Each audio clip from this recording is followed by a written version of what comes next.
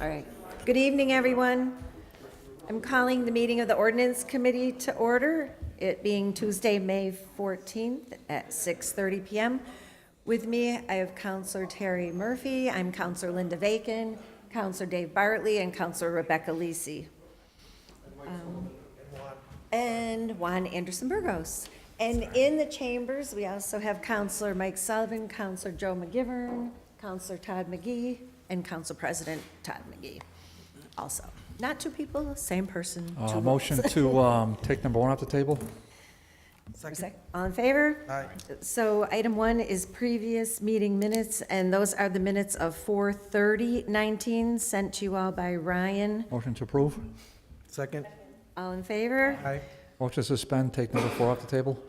Second. All in favor? Aye. Aye. So item 4 is a petition of Candy Valaranga for a street vendor license in front of 56 Adams Street. If you could just come up to that microphone and make sure it's on. We're taking this out of order just because it's pretty straightforward. So Candy is seeking a hot dog, hamburger, chips, juice, and candy cart at 56 Adams Street. The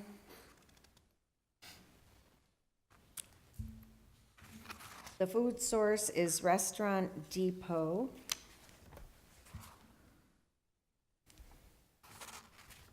And the organization that you're associated with is the Karaoke Social Club? Okay. Would you like to just run down for us what it is you'd like to do and when you would like to have your business? The mic's not on. Can you turn that button on the side, pull it maybe toward you? Yeah. That's good. Thank Good you. afternoon. My name is Candy Villaranga. I'm the owner for Karaoke Social Club and Karaoke Kitchen and the 56 Adams Street. So I try to open, I do the more bigger my business. So in this point, I want to open my hot dog cart. Okay. And you're planning on having the cart at 56 Adams Street? Yes. And what days and hours are you looking for? The Thursday, the Wednesday to Saturday. Yeah. And I think it's like 8 in the morning to 4 o'clock. Okay. And do you have all the different permits that you might need from the other different departments in the city? Because I have my food truck. When I try to apply to DPW and all this stuff, I really have it. So like much I have is like a DPW, I have permit for the street. Okay. And so I have the kitchen for like do all the stuff. I have it. So give you everything to Ernie and From the Board of Health? Bottle Health, yeah. Okay. So I have all this paper. Okay. Okay. Does anybody else have any questions? Counselor Lisa? Hi, Candy. Thanks so much for coming down this evening. So I just heard you say that you have a lot of the permits already because you have a food truck. Yes. So this is a hot dog cart in addition to the food truck? Yes. And it's going to be at the same location or? Yes, in the same location, back to the truck. It's You know, gonna- it's like an annex between my trucks in the same line. Okay. Yep. Okay, I see. And then you're going to be cooking the hot dogs out of the food truck and then just having them to sell out of the cart itself? Yeah. Okay. It's different. Okay. Do you want to say anything more about that or? No, I'm open to questions. Okay, thank you. You're welcome. Counselor Murphy? First of all, thank you again. Good afternoon. And I'm very familiar with the club. Now, if I'm not mistaken, it's a private membership, right? Yes. Okay. Obviously, you're going to sell hot dogs to anybody that comes, I would assume, right? Yes, in the morning, yeah. All right. And is it primarily a fundraiser for the club, or is it your business separate? It's separate. Okay. Okay, and are you gonna be, you're gonna be on the road part of the street, not the sidewalk part, correct? Yes. Okay. And you're not at the corner, you're gonna be basically right in front of the opening of the karaoke club? Yeah, the karaoke club have another times. It's open like at 5 o'clock to 12:50, so it's different. So I don't think so. He open when I have the hot dog cart like open. The business hour for the hot dog is different to the karaoke. Okay. I mean, I know, I never heard of any problems down there. It's a relatively quiet corner at this point. Hopefully it'll become more lively as we develop the other side of Southeast Street, which will give you more business. Yeah, I have 3. But Well, I certainly, as the ward counselor, have no objections to this, and I welcome the potential you. additional business. Okay, thank you. Counselor Bartley? Yeah, Candy, thank you for Hi, coming. good afternoon. Good afternoon to you. Candy, I got the days of the week, I got the hours of the day. What months did you want to operate? So you want to open as soon as you're able to get a permit from this board, Yes. and then you want to run it through October, November, all year long? What's your pleasure? It's for me because I Well, want. I'm sorry, I just working. just for you, no, copy that, but did you want to have the license year-round? So in the winter time, or did you want to have it, or is it hard to say at this point? Just then, I close in the winter time, so it's just seasonal. So maybe through November? Exactly. Okay, so, and then start up again, so say next year you start up again, Like May. May. Okay, so May through November. So, because, so May through November annually would be your preference, Yes. yes? Okay, so May through November, that's all I have, thank you. Anybody, Counselor McGivern? I think my question was answered through Good Councilor afternoon. Murphy's questions, but Candy, how many parking spaces do you need? Do you take up when you're working? Right now, I had just 1, and the food truck I have 2. So the only Food truck will be in one, and then the hot dog stand, Yes. and then you park yourself by it?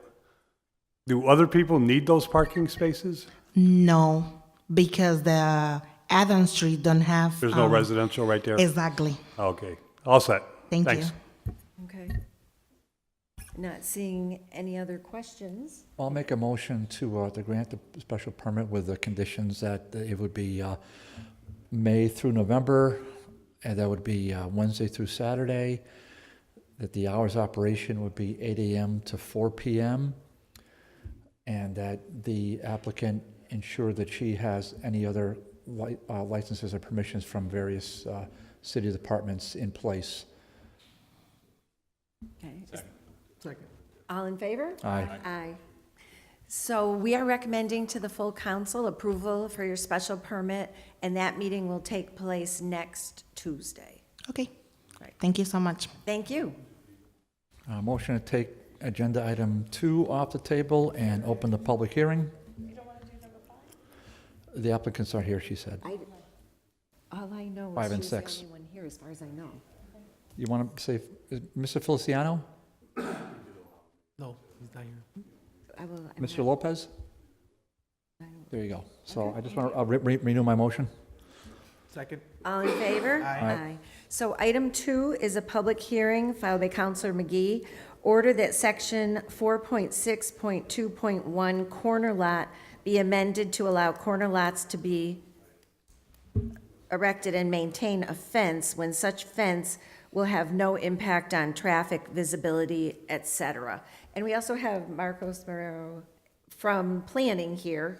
I don't know if you want to come in or if you just want to. Motion to suspend the rules and invite Marcos in for the Second that. All in conversation favor? here. Aye. Bob, do you have anything to do with this? Okay. He's safe so He far. got up for a second. You- Okay, so Counselor McGee, do you want to? Just quickly, thank you for taking us up. I know it was weird in the sense of filing the order this way. I didn't realize it would need a public hearing. It was more of just to find a way of helping, and it's only a couple people that are looking for these fences that live on a corner lot that want to put up a fence mainly in their backyard area, but since they live on a corner lot, the ordinance restricts that. So one individual lives on Pleasant in the corner of, I think it's Harvard, I'm not sure, I forgot the actual street address. But really, their house is set back, so they have a large front lawn. And they want to put a fence at the back of their house to then around their house.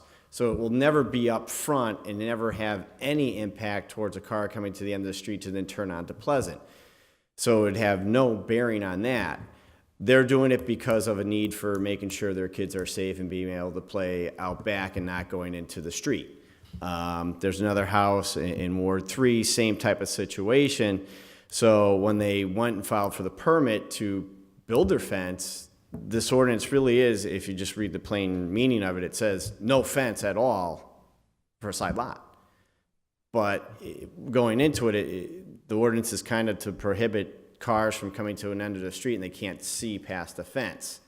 So I didn't want to change the ordinance to allow fences to block sight or anything else, just to allow in these types of cases where it is specifically designed for a backyard and have no impact anywhere else, allow them to put it up. We have a list, the gentleman who is impacted by us has a long list of houses that they've never filed for a permit. They have the fence up. They are a corner lot. I'm not going to expose them for that. He's trying to follow the rules. He has been denied. He has a special need for this fence. So we're just trying to come to the ordinance and, if you want to do it by special permit, if you want to change the language, we'll do whatever you want, but that was how we started the process. Thank you. So I'm hoping that Marcos Marrero, our head of planning, has some very simple language that he might propose to us that could solve a problem without creating a new one. Any thoughts on the matter? Oh, we always create new problems, Counselor. Hoping for a win-win. Well, I guess the easy cop-out is it depends. But now understanding a little bit better where this comes from.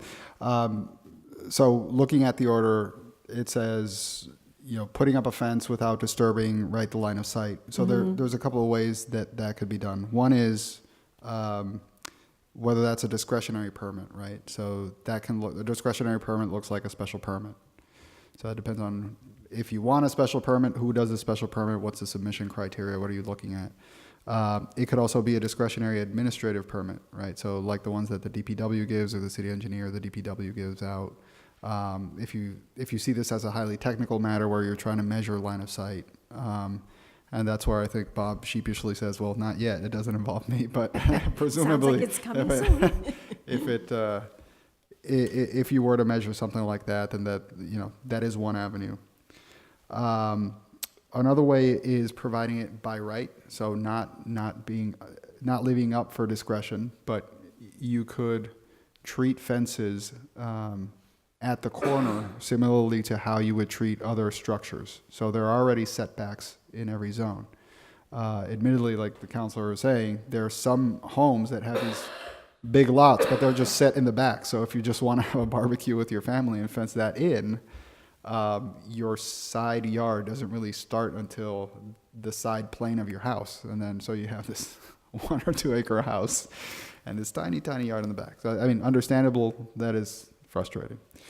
So if a fence were treated as any other structure, presumably if you're, whatever the setback is, say it's 20 feet on the front yard, then maybe your house is 50 feet in, but 20 feet in you can already do a sizable fence above 4 feet.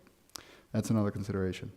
A third one, which actually is absent in our ordinance and is pretty common in other municipalities, is dealing with opacity. So there's a difference between a 6-foot fence that is just completely blocks off the entire view, a wooden fence or something like that, versus something that has slats. So an opacity of I'm not quite sure how they measure it, of a quarter, right? So you would have like a column and then three column spaces open and then another column. that serves multiple purposes. Number one, for security purposes, in terms of line of sight, but also aesthetic purposes. It provides what architects would designate a hierarchy of spaces, right? You have the public space, which is the sidewalk and the street. You have the private space, which no one would ever dare even look into, right? Someone's backyard, that would be creepy. But there's the front lawn, which is obviously private, but it provides a more fluid differentiation of spaces and adds to the character. So opacity could play a factor in this, where if you wanted to even provide it further out from the setback line, right, like closer towards the street, opacity would be something that I would definitely recommend that you consider, because then starting to allow fences that are completely shut off, really on one property on the street, which would be the corner, will also create an odd look on several blocks where no one else can really do it, and only if you're on the corner on one side. And so I've personally seen some of the examples. I'm not going to put them out there, but it looks really odd. Very, very I think I odd. got a call about one of those. Yeah. So those are the three factors that I would put out there as at the top of consideration when modifying this. Counselor Lisi? Thank you. Thanks for the suggestions. I think one of the problems that we run into with the corner lots is that they are designated as having two sides and no back, which is why we come up with this problem with the fencing. But is there a way that we could just carve out a section for corner lots and explain like where a fence would and would not be permissible on a corner lot? So for example, I live on a corner lot and I have a front yard and what I think of as my backyard, but neither of them are considered to be backyards. I agree with some of the points that you're making about, if I were to put up a fence on my front yard, no one else would be able to do that, and it would look odd in terms of creating a continuous line of sight in the neighborhood. But the back, it could reasonably be fenced in and create some privacy, but under the situation currently, we can't do that. So what do you think the pros and cons would be to creating a carve-out in the ordinance about corner lots? My initial reaction, not value judgment, but my initial reaction is it would be a little bit harder and require a little bit more analysis, because you have throughout the ordinance you make differentiation on setbacks on front and sides. So you're already treating throughout.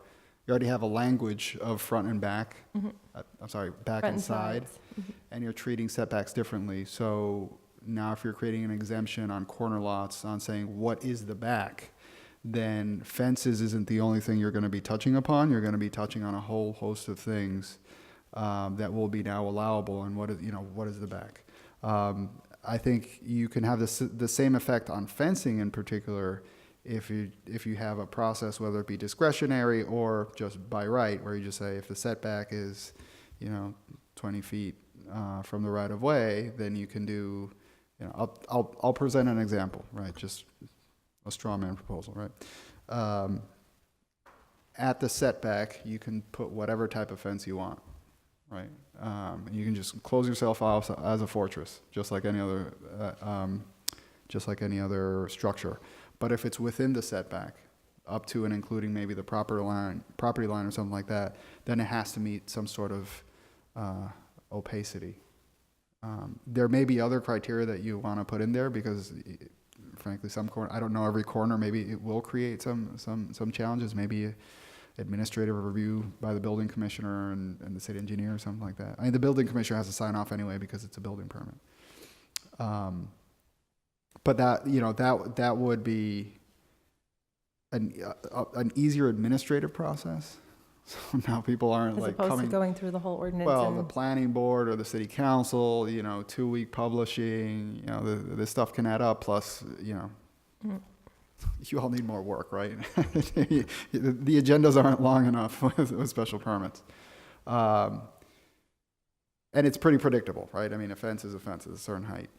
So that would be probably an easier lift and easier to write.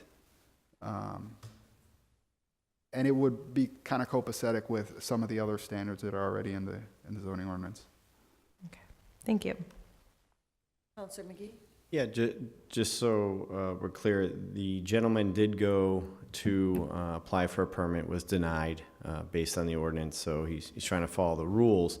I don't want to change the ordinance if we don't have to. If we have to go with the suggestion that was made, whatever is easiest for everybody, that is the goal here. So I don't want us to think that we have to change an ordinance. I just want to make that clear, that whatever is the easiest process for this whole board would be highly appreciated by. Right.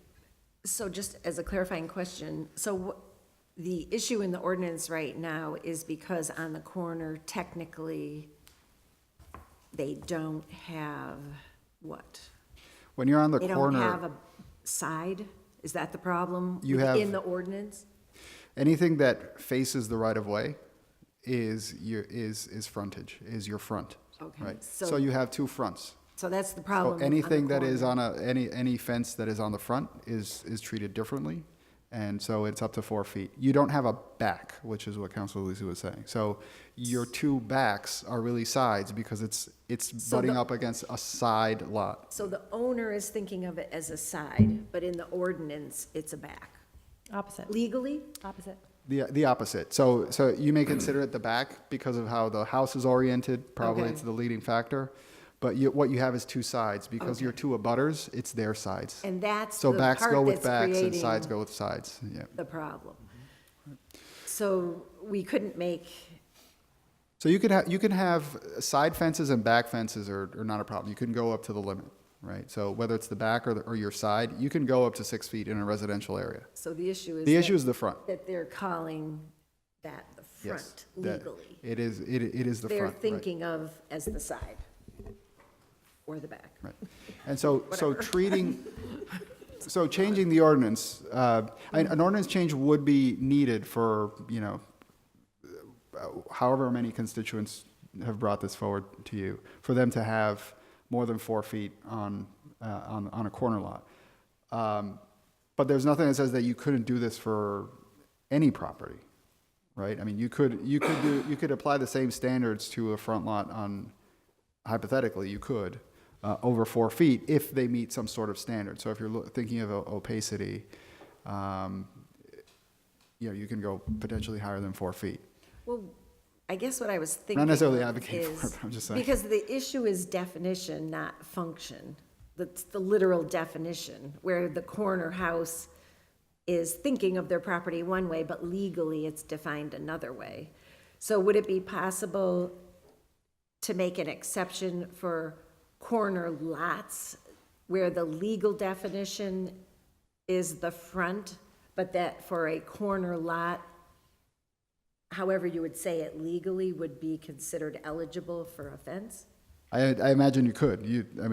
I imagine you can write something like that. The issue is what are the, what are the inadvertent consequences of that, right? So who's determining what is the frontage? Right now, the frontage is whatever is towards the right of way. So someone's going to have to make that determination.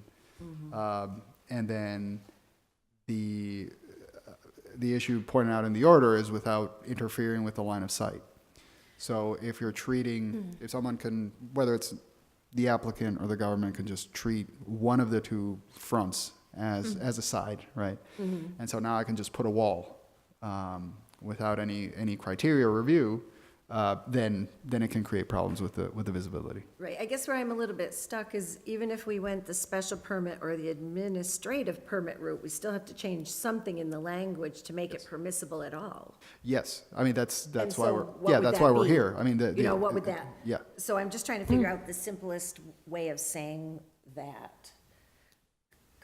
Counselor Bartley's in the queue. Yeah, I was just gonna, because we could be talking about fences and I know, and- good fences make good neighbors, and we can make all sorts of fun puns and all the rest of that. But it's and I appreciate you being here as always, Marcos, and you were here last night as well with us in committee, and I appreciate that. I would just I'm gonna make three suggestions. One is, I think there should be suggested language before us. My second suggestion is that this should be the criteria should be established with the input of the building commissioner, and this should be the building commissioner's purview. Thank you, ladies. And then this is the wild card. Sometimes when we have a one-man band making a call, I don't want to have to come back to city councilors and city councilors filing orders and all the rest of that. There should be an interior administrative appeal, almost as, I'm just making a suggestion, almost as if when somebody has a parking ticket, somebody has a parking ticket can either go to HPD or go to the city clerk, I apologize, and pay it, or they, for the City of Holyoke, or they can file an appeal and go sit in front of the, and it's almost like a private meeting, but it's still on the record, sit in front of the city solicitor. So those would be my three thoughts. The most important one, though, being the suggested language, because we're kind of stumbling. I mean, I think everything you said, what really, especially about public safety being most important, is what you implied with the opaque signs. I think that makes the most sense, and that's all I have to say. Thank you. Sure. Councilor Lisa? I just want to support some of those points that Councilor Bartley made. I do think it should be an administrative process. I think that the building department is the proper way to do that. And I think that all we need to do is figure out like what the criteria is and make it standard so that it's really clear and easy for, fair. yeah, for both the applicants and the whoever the commissioner is at the time to say this meets the set of standards. And I think it would be just a carve out in the fence ordinance, like for corner lots, there is this other process. You have to meet this criteria. And maybe there is some technical language that the city engineer could offer in terms of what a safe line of sight is. And it'd be nice to see, what the options are for opacity. I think next time we look at this, we want to have a couple of like variables to choose from, but I think right now the committee seems to be leaning towards an administrative process. Not hearing anything. Does the maker of the, you wanted to say Well, that's something? certainly helpful. I mean, there are 1,000 ways we could take this and not understanding the interest. Yeah, we can certainly draft something for an upcoming occasion, and maybe a couple of alternatives for you to consider.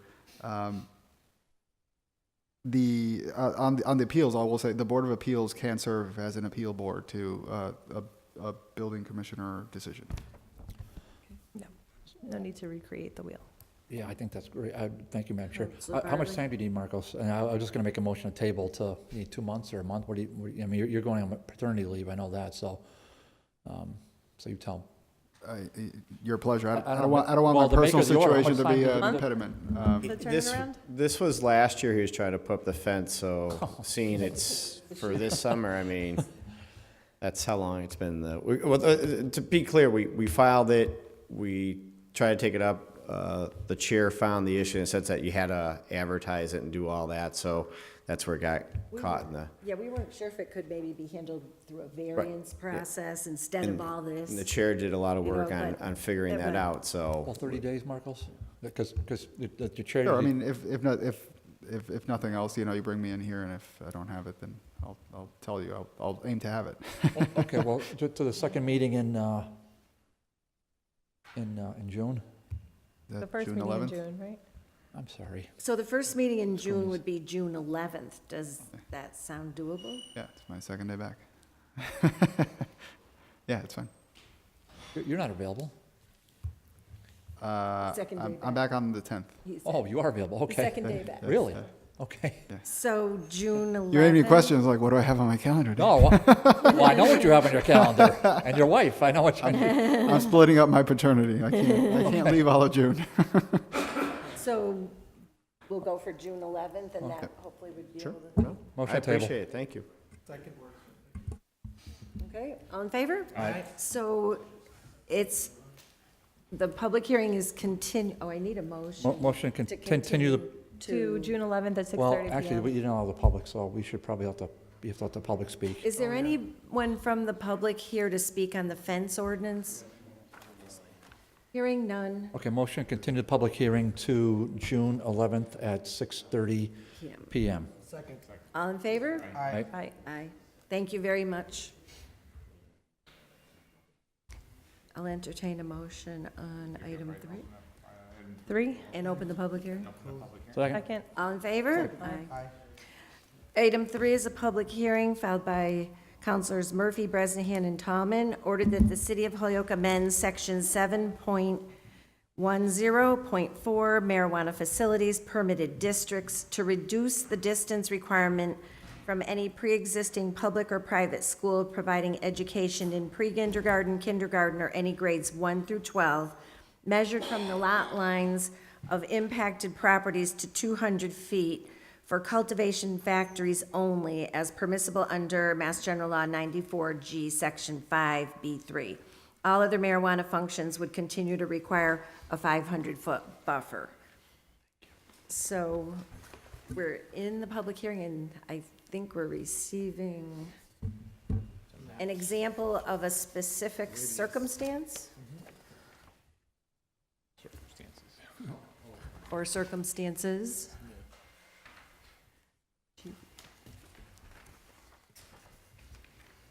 Are these one packet or is it multiples? Okay, so I gave you this I got this one. Yep. I'll give this to Dave. And that to Jeff. Okay, thank you. Thanks. I have maps. There's 2, right? Kelly and Morgan.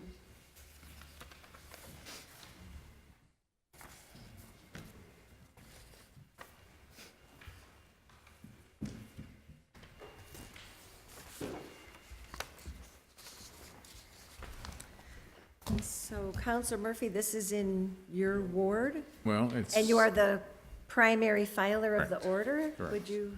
Yes, if I can. So, several things I'd like to discuss. First of all, and I did meet with a couple of, and I've heard from other companies that are interested in doing cultivation, and they were within the 500 feet area. So I have met with the principal at Morgan School. I have met with the principal at Kelly School. Primarily, there was no objection to cultivation only. There were concerns if we went beyond that. They were a little hesitant if it was production. They definitely were hesitant if it was retail.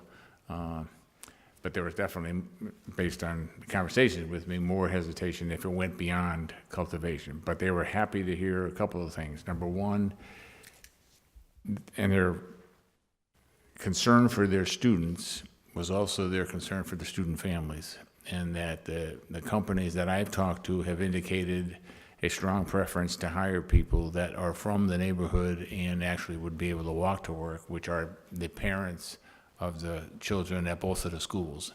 And both principals emphasized that they thought that would be a positive aspect for the children to note that their parents have a stable full-time job. So I think from an economic standpoint, it made sense.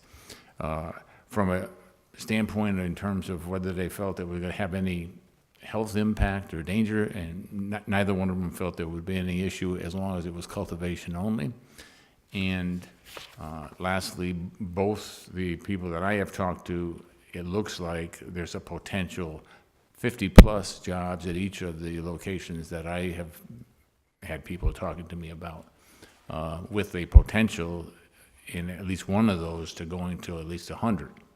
So, I mean, clearly 150 jobs in the South Holyoke neighborhood would be a significant boost in employment. And as I understood, they were all offering full health benefits, better than a $15 an hour wage. So it's a chance for people to improve their economic diversity in the neighborhood, which I think is something we need to do as we try to get the economic revitalization also of Main Street area. So I'm hoping that the committee will look on this favorably. And again, I've tried to be very cautious in this, in making it cultivation only, based on comments that I heard, and with the goal of creating additional jobs. So, thank you. Thank you. Would you like to weigh in on this, Marcos? Sure, and I'll explain the documents that I've provided to you.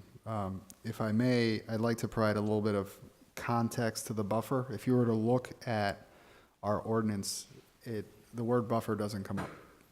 So it's important to understand where that comes from. You have a document that has a seal of the state on it, and it is the Department of Public Health Regulations 105 CMR 725. I've highlighted a particular box there because our current marijuana ordinance was a retooling of our first marijuana ordinance, the one we have now. And the first one that we had was, of course, the first thing that became legalized, which was medical marijuana. And so the regulations of the state on buffers were really about, you had to opt, it was like opting into the buffers, whereas now you have to opt out. And in the process, we inadvertently created a buffer, right? So here, State created the buffer. well, the state created a buffer in medical marijuana only when you did not have an ordinance, right? So this paragraph that I particularly highlighted said that a marijuana facility shall comply with all local requirements regarding siting, provided, however, that if no local requirements exist, a marijuana facility shall not be sited within a radius of 500 feet of a school, daycare center, or any facility in which children commonly congregate. Right? So back in, I want to say maybe this was 2014, 2015, there was robust discussion about what the buffer should be, or should there be a buffer at all. At one point, there was an impasse. There wasn't enough consensus to pass an ordinance. And from memory and notes, I can share with you that the consensus that ultimately passed had no buffer. There was no buffer mentioned in there. But there was a special permit provision through the city council so that the city council could exercise its discretion as to whether it was too close or not, right? So our buffer being null in the ordinance meant that we had no buffer whatsoever because we had an ordinance. The city regulations on siting only applied if you did not have an ordinance, right? The state was very clear that they did not want cities, by not acting on zoning for these things, that they weren't just prohibiting them outright. So they provided this standard. Fast forward to 2017, when we tweaked the marijuana facilities ordinance. The law, however, had changed the underlying law. So it was no longer, unless you have an ordinance, it's a 500-foot buffer. It was, the buffer will be 500 feet, unless a city or town adopts an ordinance or bylaw that reduces the distance requirement. Right. And so because our ordinance says absolutely nothing about the buffer, which created a zero buffer, it meant that suddenly, overnight, we had a 500-foot buffer, right? So we had been advertising zero buffer, and then suddenly we're like, oh, wait, now we have a 500-foot buffer. So I make that distinction, so number one, so that you understand the history of where this comes from, and we did live in a certain time period where we had no buffers, and it really didn't matter, because one way or the other, everyone has to go before the council anyway, and if they can't prove that they're not having impact, they just won't be approved. But secondly, because when we write the ordinance, someone may ask us, like, well, where is our buffer right now? Well, you won't find it. So we're going to actually have to add a section that addresses buffers altogether. Not that it's complex, it's a new section under the marijuana ordinance. Right, but we will comply with the state unless we specifically, as we're discussing Correct. now, wish to exempt ourselves from it. Correct. Doing that change, making that is completely legal with the state. The second set of documents that I provided you are two maps. It is example buffers of the 500 feet, which is in effect now, given where we are with our ordinance and the state law. That is the green line around Kelly and Morgan. The second one is the blue line. It is 200 feet around the property lines of both schools. The reason why I only provided these is because it's really the only place that matters. You can only have a marijuana facility in an IG zone, and the buffer only applies to accredited schools, kindergarten to 12th grade. So this is it. So this, I mean, technically there are buffers around the other schools, but it really doesn't matter because there's no IG zone, so.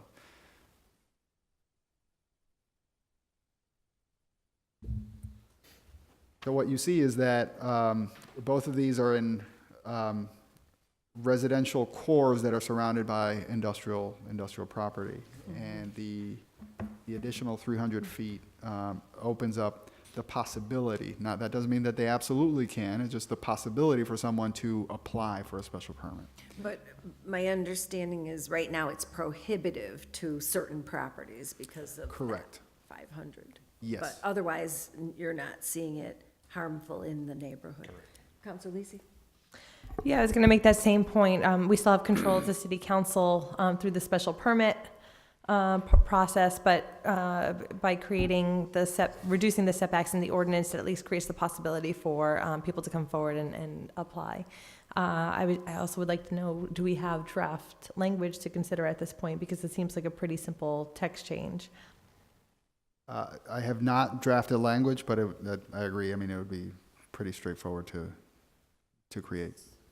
So I think if the committee wanted to, a motion could be made to change the buffer for cultivation only in the IG zone from 500, the state law, to 200 for the purposes of cultivation only. And we could ask legal to put it in legal form, understanding that there will be a time delay. That's one technical path we can follow. Councilor Bartley? Yeah, I'm going to say something a little, which I mean, maybe most people won't expect. I would, I guess I would be open to this for any type, whether it's cultivation or retail or whatever, whatever the range is. But I appreciate Terry's diligence. I mean, it's rare to have a counselor do the type of legwork that Terry's doing. And so I certainly wouldn't want to rely on another counselor coming in behind Terry, no disrespect, but just to do the same kind of legwork, especially when the state law is pretty, I mean, I think the state law is very, the suggestion is how dear we hold our students, and there's a reason why things are not proximate to educational facilities and the aforementioned list of buildings. So as I mentioned to Terry a few weeks ago offline, I think if we're going to do this, then this needs to be assigned. There needs to be not just a vote here, but we need to get pre-authorization from the affected school. So a signed letter from the principal of the school. I'd also would want to see probably a vote of the school board. And since we don't have a school board, I used too big of a word last time. I said emasculated. I guess the school committee didn't understand what that word meant. So we have basically a school board that has no power. So it would either be the school board or the receiver should have some kind, I think, pre-approval on this. It should be part of the application process. That would be my suggestion. That would be included into the legal language. I'm not going to make a motion now, but I would just want the drafters to consider that. If it's not considered in the draft language, I would move to insert it when it's before us. But so I'm just throwing it out there for the committee's consideration at this point. Thank you. So just to clarify? Yes. You're saying that the school would be preemptive to the council, that if they did not endorse the special permit, that the city council would not entertain it? Well, Madam Chair, I'm just trying to no, understand. I heard when you said preemptive, I said, you're probably right. And I guess it could, but You know, Madam Chair, when, I think these are in place for a reason, and who knows the students better than the principal, and, because the principal's interfacing with the parents. I wouldn't want, I appreciate, I don't think Terry would have brought, I'm not gonna speak for Terry, but my suggestion is the Ward 2 counselor would not have brought this before us, even suggesting, except for the fact that the Ward 2 counselor conferred with the principals of those schools. And I'm going to suggest that is a vital first step. I think it's also vital that there's a vote of the school board when it's back up and running. And but we don't have it, so we should have something in writing from the receiver that any school that's impacted has by this. That means a letter would say that we understand what's coming, that we support it, and we authorize you to go ahead and consider such a change. Okay. I think I'll let Councilor Lisa, Councilor then I'll Lisi. answer Councilor Bartley. Thanks. I just want to respectfully push back a little bit because I think if we remember the narrative that Marcos just laid out for us, we had zero setback up until the point at which the language structure changed the state level and said that we have to take some sort of like affirmative action to declare that we have a zero buffer, whereas previously the language said that if we don't set a buffer, we don't have a buffer. It was like a negative action allowed us to have that zero buffer. And then moving forward, the language inverted and therefore inverted our setbacks. And so really, again, like overnight, we just went from having a zero buffer to a 500-foot buffer. And now we're really just trying to roll it back 300 feet around these schools in particular. And I do think that Councilor Murphy has done his due diligence in reaching out to the schools. And I think the argument that, we're not always going to have a ward counselor like Terry Murphy that's doing the legwork in the community goes for each of the principals who are going to come and go in any school administration. So I think, quite honestly, the schools aren't going to want to be encumbered with that type of responsibility, and I think that we have done our due diligence here as the city council in terms of creating the original ordinance. Again, making modifications, and it's really just about cleaning up the language given the shift at the state level that affected us. Thank you. I just want to jump in Sure. for a minute on this. I think the time for us to do our due diligence is when we are considering changing the ordinance. For myself, I'm happy that the state set a 500-foot buffer, because when we first crafted the ordinance, we were only thinking about medical. We weren't thinking about people potentially being able to run into a store and get gummy bear cannabis and things like that might appeal to children. And I'm not saying that the companies would let them in, but I mean, we've had many stories about alcohol and any other thing that you might think of. So in general, I'm warm to it. So I appreciate the due diligence of the counselor that went out and spoke with the schools, and I think that was a good process.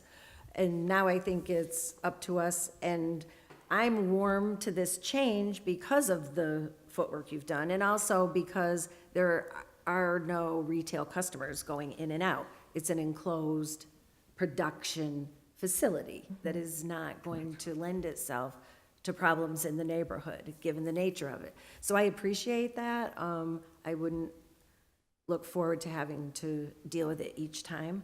But speaking for myself, I'm not at all warm to expanding beyond the cultivation for this consideration. But that's just me. Councilor Murphy. So, first of all, I want to make sure that all my fellow counselors stop saying nice things about me, because at my age, that blood goes to the head. Who knows what happens? But I thank you all for your generous comments. So, first of all, regarding letters from the principals, I have no problem going down and actually getting them to write a letter. They both were very enthusiastic, and I don't think I have any problem doing that. have concerns that if we were to send this to the school committee, I think the principals and the parents that I've talked to when I had a community meeting and I talk about these are the kind of things I'm trying to do in the area, the response has been pretty positive, and I've had 2 or 3 neighborhood meetings down there, and the response is we need more jobs. The jobs are not, and I emphasize that I'm making sure that it's not something that they're going to be selling marijuana within closer to the school. There are going to be retails that are outside the 500-foot area. But I've tried to make sure that I follow the guidelines. The other thing, and I think we have a chance to do so in passing this change, to still protect the kids in school, but also to provide economic opportunity for their fitness. And one of the other problems with being an old counselor is my throat keeps going. But you know, an opportunity to provide jobs for their families, which are essential for those kids to have a better opportunity in life. So I think both principals, and I will visit them, if not tomorrow, this week, excuse me, I would be willing to write that letter, and I just would hope that we would, and I know there's people that want to speak, I think probably in favor of the ordinance change, but I'm hoping that we will move this and you know, have opportunities, because there are people waiting to get in, and the longer we wait, the later those people get those jobs. So I just encourage you. I've really tried to make sure that there is no potential harm for the kids, and anybody that knows me knows that I've worked with kids for my whole life, and you know, I want to see kids be successful, and so that's giving them jobs, giving them economic opportunities, and also just the respect of having your parent going out and working and coming back and saying, you know, this is what you need to do in life. Those are all positive signs. So I do hope the committee will support this. Thank you. Historically, we have given high deference to the ward counselor. I would note that Counselor Leahy has joined us in the chambers. Marcos. One small thing that I would add, I'd advise you to take a look at also allowing within that 300 feet, right? Above the 200, but inside the 500, not just cultivation, but also labs. So there are 4 types of special permits that we have in our ordinance. There's the medical dispensing and the retail sales. The other 2 are manufacturing, which the suggested ordinance would allow. The labs is probably the least impactful and smallest of all of them. It's probably just a handful of folks with some chemical machinery. We've You know, been it doesn't, through it a doesn't, lot. well, that's right, you just permitted one, right. Yes. So Thanks. it's, I think it's in the spirit of it. Okay. So we're in a public hearing, so if there are folks here that wish to speak in favor of this change or in opposition to this change, if you would come to the microphone, out there and give your name and address and whatever comments you might like us to consider.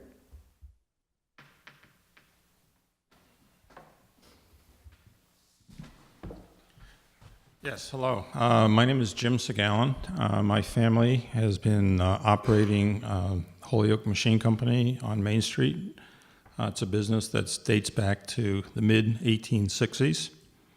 The business closed about 2 years ago due to market changes. But during the entire history, we offered good employment to skilled employees, many from the neighborhood. And this change in the ordinance would allow the building to continue to offer employments, as Councilor Murphy mentioned.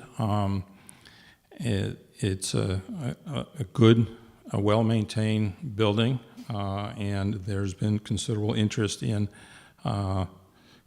creating a manufacturing facility for marijuana, for cultivation, and the possibility of creating good paying jobs for people in the neighborhood is certainly there.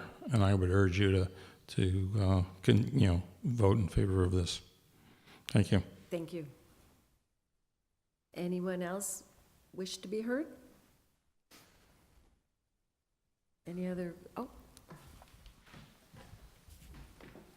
My name is Susanna Alfaroth. I'm Dirk Aufroth. We own the building 532 Main Street, and we own the building for about 6 years now, and we are improving, and we're trying to get tenants in there who can pay and employ people, which has been like finding a good big employer here in Holyoke seems to be pretty difficult in a big space. So I think if this would change, this ordinance would change, it would help us maybe bring some bigger tenants in who can employ, like, I mean, we don't know how many people, but I would say for South Holyoke, a significant amount. So we would be totally in favor of this. I'd like to add something. When we bought the building 6 years ago, there were 2 tenants that we inherited, 2 businesses. There are 140,000 square feet in the building. In that time, we now have 20 businesses. We invested our own money. We took out a mortgage. We've built offices. We've built studios. We've attracted local people and non-local people, people from New York City, people from in Europe, to Holyoke. They're now running businesses in Holyoke. We have pretty much 40,000 square feet of enclosed space with the windows blocked, which is exactly what the people who are trying to cultivate marijuana would like. 4 people have approached us. I think we're at the 400-foot zone. 4 people have approached us, including 2 minority-owned businesses. But we haven't been able to allow them to rent the space because of what's in front of us. So we do not ever intend to have a distribution or retail shop. It's not the right area for that. This is an industrial zone, which happens to have a school embedded within it. The children don't walk through our neighborhood to get home. They live in the other angle. So, sorry, I get nervous talking in front of a lot of people. But long story short, we are really in favor of this. And I know that the businesses who wanted to move into our building were extremely excited to use local people and hire people just from the area. And of course, since we're interested in having Holyoke grow and our business grow and Main Street grow and the entire city grow, like my own hometown of Worcester is doing right now, we thought this might be a great way to quietly have a great renter and have money come into the city and generate jobs. Thank you for listening. Thank you. Yep. Well, I'd make a motion to, well, we gotta get legal language in front of us. I mean, I can't vote on this without language in front of us, so. Absolutely, So- but we do have the question of whether we need to take in more information in the public hearing, or whether we can close the public hearing and then get legal language. So that's kind of where we are. Well, I would defer to Councilor Murphy if he wants to. Defer to public hearing. Close the public hearing? That's what Second. you're asking? Is that your motion? To close the public hearing? Yes. Second. No problem with that. All in favor? Aye. Aye. Okay, so the public hearing portion is closed, and now it's up to members of the committee what you would seek from legal. I've heard generally that we would like to see some language come back to us. Yes, I agree. So that, And I think the suggestion that Marcos made about including the research labs in the, within that. so we would need a motion and a vote to amend the order to include that in requesting the legal I'll move. language? Is there a second? And the reason I won't, I mean, I've made, and I do not want to be someone that says I'm going to do this and then I'm going to do this. So I was asked, and I did it, and I talked to the principals, and I'm not saying there's a major problem with a lab thing, but, you know, I told them, I'm filing this, it'll be cultivation only, and that's what they, and I won't, if it's not cultivation only, I won't vote for it. I mean, I've had, and I also think we're not talking a whole lot of other jobs out there based on the previous analytical lab, so I You would know, draw. I don't want to go, I don't want to have my word Okay. not be in my bond, and I've made it to those people, and I won't change that, so. I would draw it. I have no problem with Well, that. then, I would just say that that motion fails for lack of a second. So what I've heard from the committee is that we'd like to send it to legal for legal language. But just make a point. Oh, so Joe go first. It's a procedural question. Is the planning board meeting on this also? Yes, when we began talking about this, they were meeting about it next door. Because we can't vote on it until they have their due time, or at least hold their Well- hearing. Well, we're not voting on it. We're simply asking legal to put some language together to come back to us. I'm and sorry, help- I'm sorry, I thought you withdrew that and you were gonna vote on it. Oh, All no, set. no, it was just to amend the order. I'm all set. Okay, okay. And so we'll then wait for the planning board recommendation along with legal. Council Lisa? Yeah, I think, Councilor Murphy, did I hear you correctly that you were going to go get letters from the schools? That's correct. Yeah, so do you think when you get those letters, you might be able to see if they would care about the research labs? Because really, the research labs are less intrusive than even the cultivation and manufacturing. I would have difficulty doing that, and I also would have difficulty because now I got to go back to the neighbors where I've said the same thing. So it's not like I'm just talking to a principal in both schools. I've made it public statements. This is what I'm proposing. This is what I'm trying to do. And again, if I guess if we were talking hundreds of jobs, maybe I would revisit. But unless there's a major, I know we got 2 people in the previous lab situation, and I don't know if there's going to be a lot more somewhere else. But right now, I mean, I'd have a hard time doing that. I mean, could I do it? I could, but then I also have to go back to the public, and I think we're talking further delay, which I think in this case does not make sense economically. It doesn't make sense in terms of jobs. I mean, you're talking, I know there are people that want to open in both of those locations. I don't know what their negotiations are, but I know there are people that want to do it, and I know they're talking good salaries and good benefits. And I don't think the benefit of expanding that is worth changing on that. So I would have problems with that. Okay.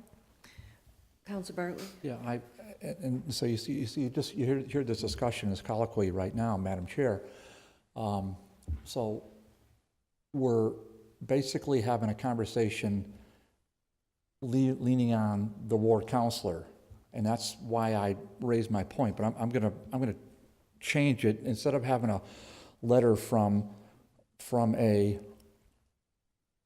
principal, I would make the motion when the language is before us, but maybe the drafter can consider it, that regardless of where the school rests, that the principal of the school so impacted receives direct notice of anyone that or any vendor that wants to have this type of activity proximate to the school. And if that's the case, then I would also suggest that the receiver and or the future superintendent also have direct notice that whether it's cultivation, so that changes it from saying that we get a letter of support to ensuring that the principal get direct notice of a public hearing, not just an ad in the legal part that nobody reads.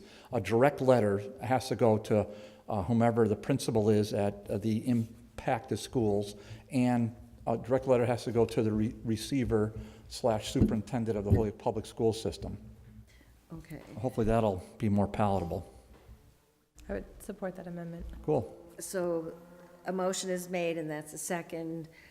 So we would effectively be saying that any school that is within the 500-foot buffer would receive notice at any time a special permit is sought within the buffer. Mandated, For yes. this purpose. Mandated. The Yeah, because- principal, superintendent, and or receiver. So. I'm okay with that. Not and or, and. And. Yes. Well, and or superintendent or receiver. I'm sorry, Madam Chair, you're right. I apologize. Yeah, But, you're right. but it did sort of run in Right. together. All in favor? Aye. Aye. Okay. So at this time, based on all the discussion that I've heard, we're requesting for legal to come back to us with legal language that would modify our current ordinance so that cultivation factories only would be allowed to be considered for a special permit for properties that are within 200 feet of a pre-existing, the legal language describing schools in the IG zone only and only for cultivation factories.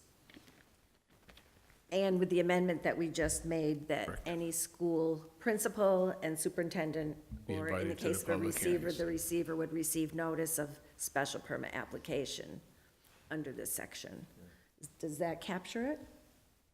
So, I'll make a motion to continue the public hearing to, well, I'm strike that, we already closed it. Make a motion to continue this to, or table this to whenever the chair wants to reschedule it. Why don't we just do it on the 11th Do it on again? 28th? why don't we go to, hang on. We have a meeting on the 20th to accommodate a notice issue relative to a public No, I was hearing. We thinking the could do that. We have one on 28th? But or would no? we It's have, on the, no. I don't know, I'm having another one. Yeah. 20th, we're having one. I don't know if it would be clear if we'd have a recommendation for language from planning by then. And I'm not sure of that, and I'm not sure because I'm not sure legal's gonna be able to be back to us by then, so. June 11th? As then? I know people want this to move timely, Well, Councilor Murphy just said June 11th. June so- 11th. that looks like it would be, So that's my motion to table to June 11th. and then that will give you time, Crystal, for the legal language, and hopefully it will give the planning board time to finish their consideration and give us a recommendation, because we do have to have a written recommendation from planning before we can move on this to the city council. All right, so that motion, That's my motion, table to 6/11. right, for the legal language that we've described. Second. All in favor? Aye. Okay. Thank you, everyone. So that public hearing is closed. And we'll revisit it June 11th. So Marcos, do you think the planning board will be ready by then? I think so, yeah, June 11th. I was just told that they closed the hearing, but I don't know what the recommendation is. so, Oh, okay. yeah. But if they've closed the hearing, then Yeah, then it's How about- on us to write whatever, whatever it is that there they is said. one. Yeah. We know that. Madam All right, Chair, well, could thank you I- very much. All right, no problem. Madam Chair, I'd like to make a motion to suspend the rules, take up items 7 through 24 as a package, but we'll vote on them separately and invite the city engineer to join us. Is there a second? Second. All in favor? Aye. And Madam Chair, you might want to say for the public, 5 and 6 are just late, we're just leaving them on the table, so we're not taking it up because the applicants aren't here. Yeah, you don't have to take them up. No, I would just note that items 5 and 6 are petitions for street vendor licenses, and the vendors were not able to attend tonight, so we will leave them on the table, and we will leave them, I can leave them on the agenda for June 11th. That way, Is that our next regular meeting? There's no more in May? No, we should have one. 20th we're meeting. No, there should be We should the have another one in May. 28th. We have a could. 28th meeting. You It's not a want. 5th, it's the 4th. Well, if I, Could, but but we've been kind of taking the second Tuesday off, and we are meeting the second Tuesday. Last month, we met 3 Tuesdays. This month, we're meeting the only thing. Time. 2 times already, so I was kind of hoping we could take But the, I feel like that's not a real, it's not a full agenda. It wasn't a full agenda when we came in for that one applicant. It's not a full agenda for the 20th either. It's just one item. Thank you for your patience. I know, but, I know, it's the time and getting over, I get and the that. 28th is coming off a holiday weekend, so that was, 27th 27th is Memorial Weekend, so I'm So, kind of I hopeful, don't know. I'm kind I'm- of hopeful the chair will just move it to June 11th. Yeah, I mean, I've pretty much been putting the things to June 11th Okay. because we added in the 20th so that the applicant wouldn't be harmed because of the notice issue, but I wouldn't mind adding, I could add, there's Okay, enough do the time to handball add court some too? agenda items to the You got time to do 20th, the handball court too? but we have to wait on these things for planning. Yeah, and I will be here on the 20th, I'm just going to be late. I'll probably be a half hour late. All right, so I have lined up, because I know Rebecca has a conflict that night and Juan has to work, so I have lined up a third, so I have a quorum when you get here. Yep. But you have an outside member coming? Because if you have an outside member coming, I can. I do. Well, to have three. It's just Terry and me at 6:30 on that 20th. I'll be here, but I won't get here till 7. Okay. And it's a public hearing, so I wanted to be able to open it at 6:30. And we're holding up Bob, so we're not, Bob's fine. I apologize. His time is valuable. Okay, so we have before us all the items, and Bob, as is his wonderful practice, has given us the written summaries, and these are just wonderful. Thank you. I tried to make sure all the members got them last night. I don't know if they had time to look at them ahead of time, but this is extremely helpful. Yes, they are. All right, so we took everything up as a package. So we're by regular order up to item 7, which was an order filed by Counselor Anderson-Burgos that temporary speed humps be placed on Anderson Avenue and that a speed study be done on the corner of Sycamore and Anderson. A resident living on Anderson noticed an increase in traffic using excessive speed coming around the blind corner from Anderson to Sycamore from the other end of Anderson, as well as off of Carter Street. She's concerned for the safety of her young child as well as others. Is that item 6, Madam Chair? What's item 7 on the agenda? I see. Sorry. Yeah. You're right. Yeah, oh, yeah. No, it's all good. So, that's okay, but it is item 6 on, On the other side. That's okay, we can, we can figure it out. Sure. So if you'd like me to respond, I must have taken it off an old version of the agenda because I literally So cut and many were pasted the agenda tabled? right into the memo. So So many were tabled, so I'm sure that's what happened. sounds like we're out of sequence by just one. I think we're in the right sequence, so we're Okay, good. good. Couple of things I wanted to mention. Obviously, we've received a lot of orders over the past couple of months, and Mike and I have actually put a system together now to keep track of the orders.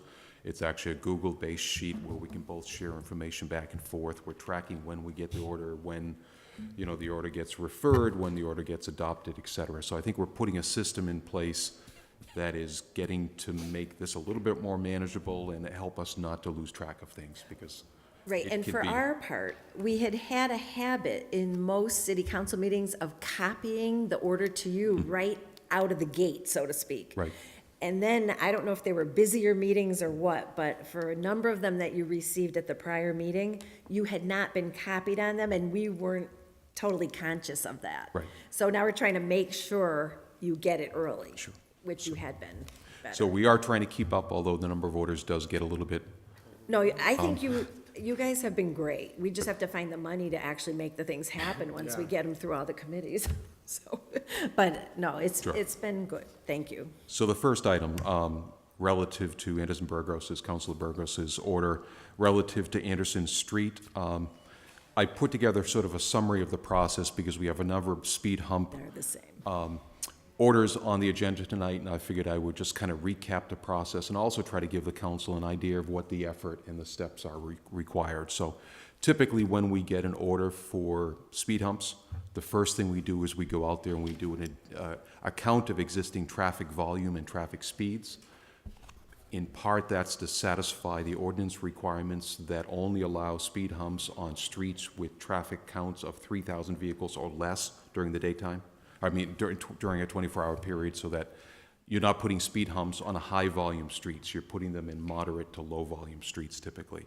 We're also taking a look at the speeds the drivers are driving to see if they are driving at an excessive rate of speed, so that speed humps, if they were successful, might be an appropriate location. So that's step one.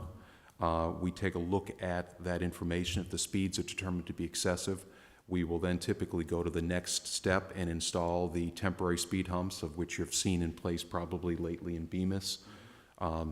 It is a fairly significant effort because from a safety standpoint, you'd need to be able to anchor them into the pavement well so they don't peel up, you don't have drivers. So it can take a day or two to install two temporary speed humps, and it can take a day or two to remove them from the roadway and patch the pavement when we're done. So, we're talking about 2 to 4 days of labor to put the temporary humps in and take them out. It's not insignificant. When they're in, and we did this recently in Bemis, we'll typically put our traffic counter back in place and monitor the behavior of the drivers for a week, week and a half, and measure that against what we observed before we started the speed study. We'll talk that a little bit on Bemis. So that's generally the process. And then we collect the data, we come and present it to you and make a recommendation. So on Anderson Avenue, we did move, now that we finished up the counting on Bemis, we have moved the traffic counter to Anderson. It's in place today. It's been in place since the beginning of this week. We're collecting data, and once we get that data, we'll take a look at what the speeds actually are. If they are excessive, we'll likely go to the next step. If they're not, then at that point, there really would be little benefit, and we'll come back to you at that point and report back to you. So, Counselor Leahy, I have a question on this subject matter. you have your mic on? Through the chair, because all of us, the counselors, we've all filed orders over the years for speed humps. So I was just wondering if you have a ballpark figure of how much. So Jim Leahy files an order to put a speed bump in Columbus Avenue. Your people go out there and they do the work and they put the equipment down, and then you say maybe it takes up to 2 days. So in the back of my mind, when I file an order for a speed hump, I'd like to know like kind of a ballpark cost, because I want to make sure it gets the return on the investment. Sure. So I just want to file any order, because if it's going to cost $3,000, I'd think, well, does this place really need it? Maybe we could just use a sign that costs $75. Right. Do you have a ballpark cost? I do, actually, and we talk about a little bit, or I talk about a little bit later in Bemis. Okay. We are estimating, this is actually based on the quotes that we received when we put the speed humps on Reservation Road.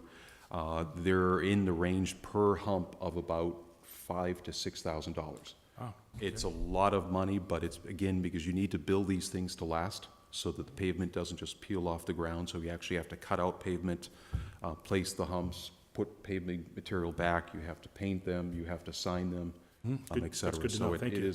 it's a significant cost. The temporary humps that we have per hump cost about $9,000 per hump. So again, it's not a trivial cost. The ones that you see in But they Bemis, move. the ones that we pick up and move, when we, that's why we haven't purchased a 10 whole sets. 10 sets at Yeah. this point. Yes. Great, thank you, sir. So that's in play. I would expect that the next time that we get together, we'll have some information to report on that, and we'll see. So, Counselor, would you like this to be tabled? And Yeah, till they finish. Bob, we had historically been trying to contain the traffic and your visits to us to the once a month. If in June we go back to our second and fourth, understanding maybe one of us won't be able to be here, would it be reasonable that by June 25th? Definitely, yes. Yeah? Yeah. Okay.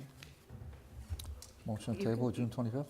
Well, Oh, you want to sorry. say, if you have a concern? Well, no, what I'm saying is I won't be here on June. Oh, on June 25th? Yeah. Oh, well, it's not to say that it couldn't Yeah. come up. Okay. And actually, thinking about the question again, I'll definitely have the results of the traffic counting that's going on right now. And as an example, if we see that what's called the 85th percentile speed, which is the speed that most of the drivers drive at or below, is below the posted speed limit, we typically would not recommend speed humps, because there's nothing to be accomplished at that point. If it's 5 or 10 miles an hour over the posted speed, then at that point, we'd likely go to the next step and put in the temporary speed humps. Right. By that date, I'm not certain we'll have temporaries in if the data suggests they're necessary, and we'll run them for a week or two and collect the data and analyze it and be ready by then. But certainly an update with at least the data that we collect from the ongoing evaluation. Right, and you'll know if the next step is indicated. Because like at least once I put in for them, because people were having continued complaints, but there was a reason why it couldn't be done. So, Yes. and that process does incur the cost of, well, in that case, if it's speed and amount of traffic, that's not a real huge cost in terms of labor and time. The cost of the process Of is the our labor. Front end. And as I said, The front it's- end, but when you get into the temporary speed humps and that, then it's more, yeah. Right. Yeah. Yeah, but until we install something, it's just my time. Once we install it, it's a crew out there. And we're getting a lot of your time, aren't we? That's why I'm here. Okay. So, there's a motion to table that to June 25th? Like to- Is there a second? Second. All in favor? Aye. Aye. So it's tabled to June 25th. Item 8, filed by me, that a no parking sign be placed near the driveway with an arrow toward the driveway of 16 Dale Street on the side near Cherry Street. Drivers are parking so close to the driveway that the homeowners are having difficulty entering and exiting safely. If you would like, at the last meeting, we had a lot of conversations, or I spoke up regarding signage. Yeah, And, like too many signs? you know, at some point, signs don't do any good any longer. One, because people don't see them. You have to maintain them. You have to purchase them, and may not serve any benefit at the end of the day. So I think there's a song written about that. signs, yes, Everywhere is I sign. do remember that one. Joe's favorite song. What I'd called the council's, or the committee's attention of the fact that the city's ordinances already prohibit parking within 5 feet of a driveway. And the question that had come up was, because there was a question, I believe, perhaps someone had heard through channels before, that the police department can't enforce that unless physically there's a sign in place. And I did commit that I would reach out to the police department. I did. I reached out to Captain Moriarty. I told him I would take his name in vain tonight and let the committee know that I spoke to him. And that, in fact, he said, absolutely, we don't need a sign. Okay. We would strongly recommend that if a resident is having an issue with someone parking in front of their driveway, someone parking at a street corner, to call the police department, and they'll ticket first, and if ticketing doesn't work, they have the ability to tow as well. Yeah, it had come up prior on the 202 issue at the reservoir, that sign needing to be there question, but hey, And if it works, we're happy. Thank you. There may be some unique situations. It'll be one that we'll be talking Yeah. about a little bit later tonight, but Okay. in general, it'd be my recommendation that you try to rely on the ordinance first. Before a And sign. I hear you. before you consider Yeah. putting signs at every driveway and every street corner. No, it makes sense. I appreciate that feedback. Thank you. And I'd entertain a motion that this is compliant moved. with. Second. All in favor? Aye. Okay, item 9. What about Council- I'm sorry? 8? Well, it's 9 on our agenda. There's two, You're- yeah. It's Thank you. you. All right. Item 9, filed by Counselor Leahy, order that the DPW installs, paints a do not block the sign at the intersection of Southampton Road and East Hampton Road. This is another topic that I haven't talked to the committee about in the past, but I'll talk a little bit about tonight, just in general, about don't block the box and procedures and protocols. There are no industry standards. There are no MUTCD standards in terms of where to put them or where not to put them. So you're just using good judgment at that point, or good engineering judgment. Unlike a lot of the other things where you have to meet a particular warrant to decide to do something or not to do it. In looking a bit at sort of the history of do not block the box, how it's been used across the country, it really originated first in signalized intersections where you had drivers that would stop in the middle of an intersection yeah. and block everybody from all 4 different directions from being able to get through those intersections. That was really primarily why the do not block the box type of marking was created. It has evolved a bit over time, and I guess in looking at and kind of thinking through, and again, trying to figure out where does this make the most sense, my opinion would be that do not block the box markings make the most sense where both roadways that you're painting the block at would benefit from the painting. In some cases, you might paint a do not block the box, and really the only thing it's doing is maybe helping somebody from a side street get onto the main street. But the main street's completely congested already, so you're really not providing any benefit to the main street. And they're really not intended to let somebody on the side street sneak out in front of somebody, Well, then they end up in the box, right? right? Correct. And the side streets are supposed to obey don't block the box as much as the main street, so in theory, nobody is in that box until traffic moves. Traffic's moved, right. But that isn't what they've been used for lately. Counselor Lisi? Thanks. So for example, the do not block the box on Northampton Street and is it Martin or Clark and Clark? You're going near Gilman. Kmart? Clark and Gilman. Clark and Gilman. So that's only for one half of the street, so that cars could come out and perhaps even like go across the street. So there is a benefit there to getting the car out. Now, if the car wanted to turn right, yeah, not so much, not so much benefit there. But I mean, when you have two lanes of traffic going in opposite directions, it does, I think, benefit the drivers to allow the cars to come out and then go perhaps in the opposite direction. It definitely can, but like most everything else in life, there's always trade-offs. And particularly for signalized intersections, when you paint do not block the box In advance. markings, you push the queue back further and further. Yep. And even though there may not be more cars in the queue, the longer the queue is, the longer it takes to get cars through the intersection, which means the less cars that get through in the intersection in a certain amount of time. So there, like everything else, there's trade-offs. So you may lessen the performance of the main roadway and you may provide some benefit to the secondary roadway. It's, as I said, it's a judgment call, and that's why I said where it makes the most sense. I'm not saying that it doesn't make sense in other cases, but where it makes the most sense. And I think, for instance, Southampton Road and East Hampton Road is a case where, as you have drivers in the morning, for instance, that might be going westbound on East Hampton Road. And there are some days, because I drive it every day, where traffic queues all the way back to Southampton Road from Jarvis. It does. And what happens Yeah, I'm is there later, so I was like, how is that going to work? you get drivers on the westbound lane that get blocked by a driver that wants to take a left-hand turn into Southampton Road. So if there was a do not block the box there, that would create an opening. That driver that has vehicles stacked up behind them would be able to take the left-hand turn, and you would actually benefit the main So line they're of blocking traffic it at when they're that point. coming up the hill from East Hampton.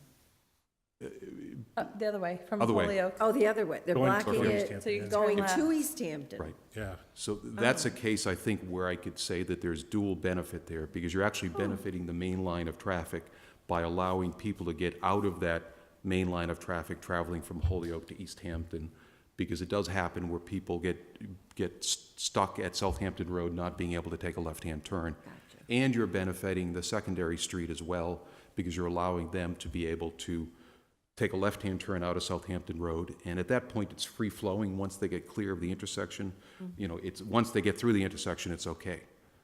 That was, yeah, it wasn't clicking for me, because when I'm there waiting to take a left onto Southampton Road, they just go by me on the right. Right. They don't stop. They It's- just make a second lane and go around me. Depending how far you are towards the middle of the road, they might be able to do it sometimes, because there's a guardrail on one side there as well, and it gets a little bit tight. So that's a case where I say it makes the All most right. sense. In some cases, if it's just to allow somebody to sneak out of the side street, and you're Like Homestead? pushing things further and further back, it makes less sense. So that's why we are concurring with this request here, that it, the other case that comes up sometimes is if your street is completely congested and you have a don't block the box, that person coming out of the side street can't go anywhere anyway. So there's really not to be anything to be gained by creating that opening and potentially having somebody who pulls out into that opening, and next thing you know, you're blocking both lanes of traffic because you've got a car diagonally, you know, parked across The good old Northampton days Street, near the mall trying to get during the across. So holiday it's shopping. so sort of like everybody would like a sign, everybody would like a do not block the box. And Everybody there are some doesn't. times when it makes more sense and perhaps sometimes when it makes less. Okay. So is there a motion on 8? Motion to accept the recommendation of the city engineer and take whatever necessary steps to implement it. Second. All in favor? Aye. 5-0. Okay. Item 10, filed by Counselor Murphy, order that DPW place the following sidewalks on the list for spring projects: east side South Bridge Street from South Canal to Jackson Street, south side of Jackson Street from South Summer to South Bridge, north side of Sargent Street from South Bridge to Southeast Street. So our response to this is Multiple. One, we have confirmed with Community Development Block Grant that these sidewalks would be eligible for CDBG monies. That said, there are no sidewalk funds in fiscal 19 from CDBG, so even though it qualifies from an income standpoint, currently there is no funding available through that program for that year. More importantly, as committee members know, the Jackson Street area sewer separation project is basically going to go from Cabot Street to South Canal Street, from Main Street down to South Canal Street, and these sidewalks lie within the work area. I'd recommend that we defer doing these repairs, not only from a funding standpoint, but until that project is constructed and we are doing the restoration of those roadways.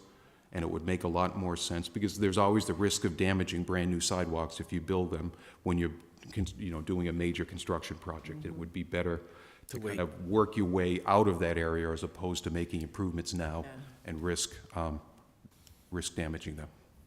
Council Murphy? I mean, I agree with the recommendation, but I have a couple of concerns and questions. So one, I mean, some of them are pretty much dangerous walking situations. So if somebody could just take a look and do some patching to make sure that, I mean, there are some places, if you were, any kind of disability or any kind of an elderly person, I'm concerned that there would be people breaking their ankle and then they're stuck. So if we can do that. And then my other question, I agree with the timing, but my other question, and I'm wondering, I'm hoping, since I'm assuming we're contracting with somebody to do most of this work, correct? The sidewalk work, yes. Yeah. And this Jackson. And Jackson Street, correct, So, yes. So they're digging up roads and they're digging up some walkways and stuff. So I'm assuming, and correct me if I'm wrong, that if they dig up the sidewalk, eventually they're replacing the sidewalk and the roads. Correct. The roads that we're putting new pipelines in, a lot of the work is happening in the alleys, but some of it is happening in the main streets as well. And those streets will be milled and overlaid curb to curb when we're done. So potentially some of this could get done as part of this contract where they are, and if you're further damaging some of the sidewalks, and since they're doing that, they'll end up replacing. So we may end up in a situation where it's just part of the regular contract. And I appreciate, his time and going through it. But again, if we can get the patches where they are at least making it safer in those streets, I would appreciate that. Councilor Anderson-Burgos? Can I make a suggestion? Sure. So, in the meantime, since we don't have funds to work on these sidewalks in such streets, maybe highlight them with orange so that when somebody's, a pedestrian is walking, or a cone or something, so that at least they're aware, because I know that I tripped over a few in my neck of the woods. And if I would have seen the orange, I would have at least avoided it, yeah. One thing that you could do to actually help us out, if you wouldn't mind, is we did a test of this in a couple of sidewalk joints last fall, but we are looking at bringing in a company this spring that can do sidewalks saw cutting, where they basically come in, and you may have seen some sidewalks ground down, but they actually come in with a saw blade, and they can take a ½ an inch to an inch of a lip off the corner of the sidewalk to avoid having to replace the entire panel. If there are locations, because there's a lot of sidewalks in the city, if there are locations you're aware of, certainly feel free to send me a note. So were they And we'll lifted work like in. from a tree root or something like that? Some of the tree roots are tough because some of them really lift the sidewalks a lot. But, as I said, But up if to it's about an inch little. or so or less, they can be cut. It may not fix the problem forever, but it'll certainly buy us a lot of time and make the sidewalks safer Yeah. at much less cost than replacing the sidewalks. Councilor Bartley? Yeah, you can just go on either side of Lawler Street. So there's probably,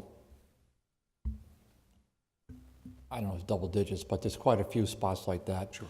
Bob, I was just going to make a small point to the public, and Bob, I'm not making it to you because, and Terry's only here for, not running for re-election, and but community development block grants are, it's an impossible job, and we all know that. It's an impossible task, and I think, I don't remember when Mr. Neal was here. He wasn't here in this room, but he was in Holyoke a number of years ago, and at some event, and he said that's probably one of the most significant actions that the federal government ever took was CDBG funds. And they were instituted way before he became a congressman. I mean, decades before he got in there. But the budget for that has just gone south. I mean, year after year after year. But it's just good for counselors and ward counselors to know. Last year there was $150,000 at least approved for sidewalks that the Department of Public Works put in for $500,000 that no one suggested a penny for sidewalks this year. I mean, but we said this last night in committee, and there were very intelligent people. I mean, these are major nonprofit landlords. They had no idea how CDBG works, and it works this way. It's an enormous game that we go through all these shenanigans with all these groups that get together, and we have committee hearings here, and we take a public vote, and it all comes down to the mayor. And that's how the system works in Holyoke anyhow. I've never really investigated how it works elsewhere, but I would imagine it's the exact same thing. So if counselors are serious about this and public works superintendents are serious about it, then it's really got to be driven home to the mayor that some kind of funds from block grants be just kind of almost like we do the neighborhood improvement program. Every year it's $200-something thousand for neighborhood improvement. Well, I mean, they're different pots and all of money. I don't want to get too in the weeds on this stuff, but there's a certain sum of money for public infrastructure, and this year 0 went to sidewalks. And that impacts basically the city of Holyoke from Northampton Street east.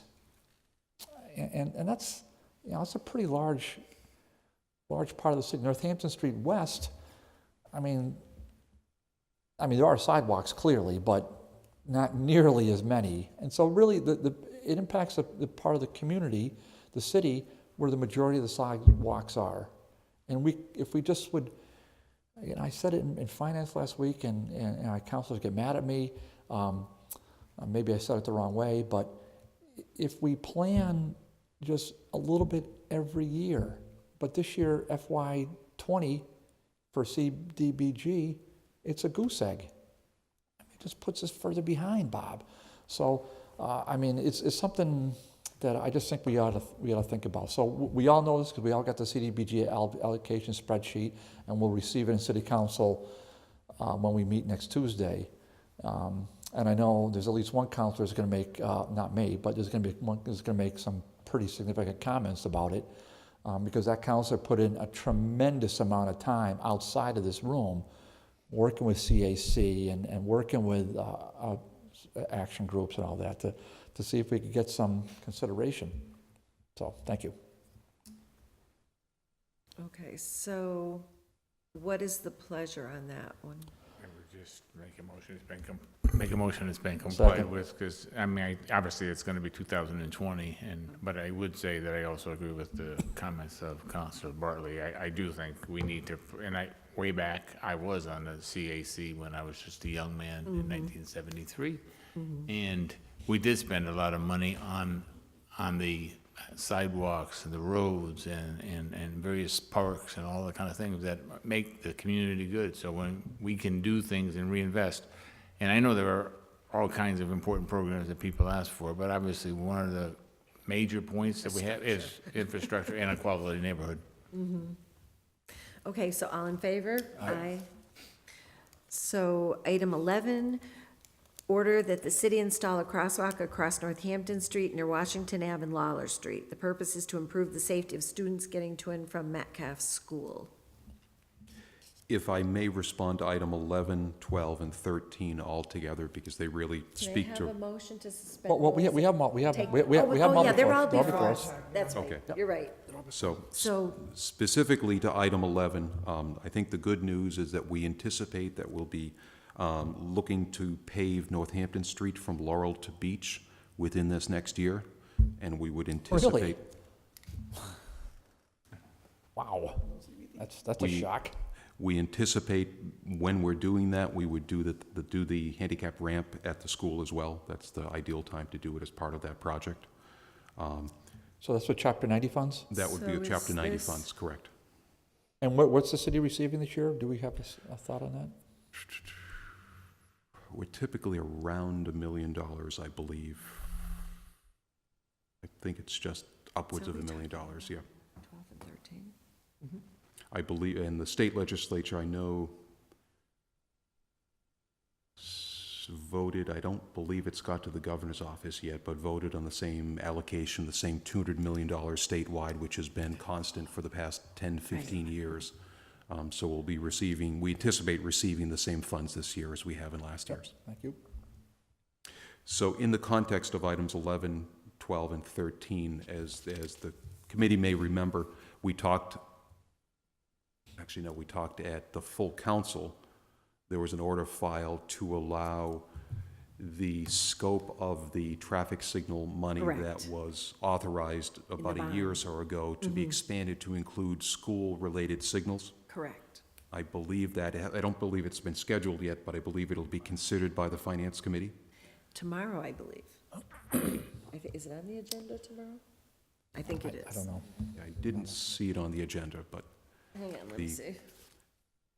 the goal there is if it is approved, and we're starting to do the planning and pricing out alternatives and things like that already, would be to incorporate most likely a flashing, not just the flashing yellow light that you see at Lawrence School, but the radar sign as well, because really in terms of signs, they're about the most effective ones where people can actually see the speed that they're driving. It does make a difference. It may not bring people down to the speed limit, but at least it brings to their attention that they're driving over the speed limit, and generally people ease it back a bit. I think people slow down better for those than just the blinking yellow.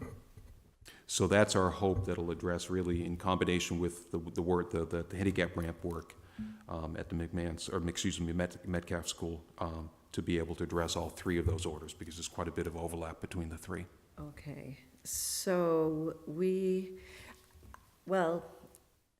since they're tied up in that other order, which is in another committee, I mean, it's up to the will of the committee, but I think for our purposes, this is complied with. I mean, we've done what we can. I'll make a motion, yeah, the 11, 12, and You know, 13 I are mean- complied with. All in favor? No, yes, yeah, Because we can't be following everything forever. yeah, you can't leave them there forever. Plus, I think that's important, Madam Chair, that we sort of advise that what Mr. Parent just said relative to street paving. So when you do your committee report, you might want to consider street paving from Beach to Laurel. Chapter 90 funds, that's probably the fall project, Mr. Parent? Probably, yes, yeah, because we'll be receiving For Northampton our Street. allocation as Is of July Northampton 1st. Street? From, I'm sorry, go ahead, I cut you off. Sorry, our allocation for this year will become effective as of July 1st, so we'd be looking summer to fall, so you're correct. Summer to fall, so so that, it'll be Northampton Street from Beach to Laurel. yes. And, all right. So that's when they'll do, when they pave it, they'll start striping it and putting ADA ramps and that kind of jazz. In fact, under Chapter 90 regulations these days, we can't, if you have crosswalks, we have to make them handicap accessible as part of the project. We don't have an alternative any longer, so wherever there's painted crosswalks, we have to have ramps built as part of the project. Oh, okay. So Okay. if I may, so that's going to address that mystery speed bump that you and I looked at. Yes, Diagonal across, right near Blessed Sacrament School. it's part of the plan. That's the weirdest I've had a thing. call on that since I got into office in 2012. Nobody so- flies around that corner. Yeah, we don't get it, but those will be some nice improvements in that area, I think. I think it's a good thing. Safer the yard, better. Okay, so now we're on to item 14. Counselor McGee ordered that a no parking sign be installed near the driveway of 970 Hamden Street. Sounds like a rerun to Dale Street. It is a rerun. At this point, we would believe that the ordinance, enforcement of the ordinance is the first step there. So then I think the motion would be that it's complied with. So moved. All in favor? Aye. Item 15, filed by Counselor Valentin, that the city engineer evaluate the placement of a four-way stop at the intersection of Locust and Sargent. Request from residents. So when this request first came up, in fact, before it came up, we had a dialogue with Councilor Valentin. In response to those concerns, we did get out to Locust and install larger stop signs, because part of the concern was that drivers couldn't see. So instead of the those are standard, enormous. the standard 30-inch end-to-end sign, it's the 36 end-to-end sign. That may not be enough to deal with things altogether, so we are still planning to go through the process of evaluating whether or not it meets the warrants for a four-way stop, because there are MUTCD requirements in terms of vehicle count and speeds and things like that we have to look at, and that's in the queue to be analyzed. Motion to table to To the end of June, will that 6:25? be enough time? Depends how many speed hump studies we do. Well, give it a shot. Okay. Motion to table 6:25. All in favor? Aye. It's just if we do a date certain, then it won't get lost on this end. We can always keep it if we need to. Sure. Okay. Item 16, filed by Counselor Anderson-Burgos, ordered that a sign be placed on both ends of Monroe Street prohibiting large trucks from using it as a pass-through. Residents have expressed that this creates a danger for children, and that one truck also damaged a power line leading up to a resident's house. So unfortunately, there isn't a lot new to report on that one. We did get out there and we put our traffic counter in last fall. It counted the vehicles, but it wasn't able to count the size of the vehicles, which was our goal. We have to recalibrate it, reset it, and do it again to be able to count the quantity of trucks that are going through there. And our intent is to repeat that, but I don't have a lot new to say, so I would expect that you may table this one. Yeah, that's fine. We'll table it. So there's a motion to table. Is there a second? Oh, second. Like to make it- Yeah, sorry. Do you want a date certain, or, What were you thinking? because we could push it out too. This one is fairly straight because it's simply doing the counts. We don't have to install humps and take out humps, and so the end of June as well would be good. Oh, I'll 6:25? make certain we get it up in the queue. Okay. So motion to table to 6:25, all in favor? Aye. Aye, okay. Item 17, filed by Counselor Bartley, a do not block the box be inserted on Northampton Street at the top of Carlton Street in the southbound lane of Route 5. So I have a lot of words here. I've already said a lot of those words already. Okay. Carlton Street, as most people probably know, is a one-way street. You can only drive onto Northampton Street from Carlton. You can't drive into Carlton. So when I talk about do not block the boxes making the most sense where you have vehicle movement in two different directions that could benefit from the box, that's a case where you don't have vehicles moving in two different directions because nobody could take a turn into Carlton. So the only benefit of putting a do not block the box there would be to allow drivers coming out of Carlton. I believe, and others can correct me because I don't spend as much time looking at the traffic in the city as others do, living in the city. During the heaviest times with vehicle traffic on Northampton Street in that area, there is probably very heavy traffic in both directions. So my concern about putting in a do not block the box is you might encourage somebody to pull part way out into Northampton Street, and they actually end up creating more of a problem than we solve by the box. So I would, if you create a spectrum of where painting boxes make the most sense, and on the other end of the spectrum where they make less, this would be on the less end of that, and therefore we wouldn't recommend it. Counselor Lucy? Thanks. So just going backwards a little bit, because we've kind of looked at Carlton Road over the years a number of different ways. Why do we want Carlton to be a one-way street at the end of the day? Is it because of the width, or? I don't really have an opinion of that right now, and I don't know the history. I know that I believe Russell Terrace was changed from one-way to two-way at one point. I wasn't aware there having been a change in Carlton as well, but. Well, I'm not Joe McGivern, so I'm not going to give a massive history, but half of Carlton is two-way, half of Carlton is one-way. Right. preceded me.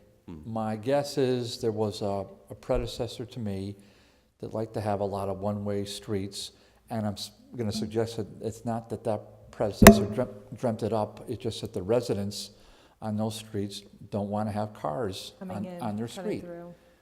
And Russell Terrace, I mean, I'm going to have more meetings about that. It's a street with 2 houses on it. To this day, I'm still getting killed for making it a 2-way street. But the real reason we did it was there were so many motorists exiting Elmwood Towers, now it's a senior residence, driving the wrong way to access South Street. So I would go out the back lot, take a left onto Russell Terrace. And at that point, I was going the wrong way because they could more quickly access. It was the shortest way. But it was the shortest way. But residents on Carlton Street and Wedgwood, in that area, they kill me every day because there was a change to make a public way 2-way. But they were never impacted by the wrong way drivers, senior drivers, God bless their hearts, but every single hour of every day, similar, Bob, to what's happening over at Kmart Plaza, where the illegal left-hand turn off of Whiting into Kmart Plaza. Now, just Friday night at 5 o'clock, 5:15, there's a 2-car ambulance, with 2-car accident with 2 ambulances, where the motorist took the left-hand turn, and the car coming down Whiting Farm smashed into the car. Because that is an hourly occurrence.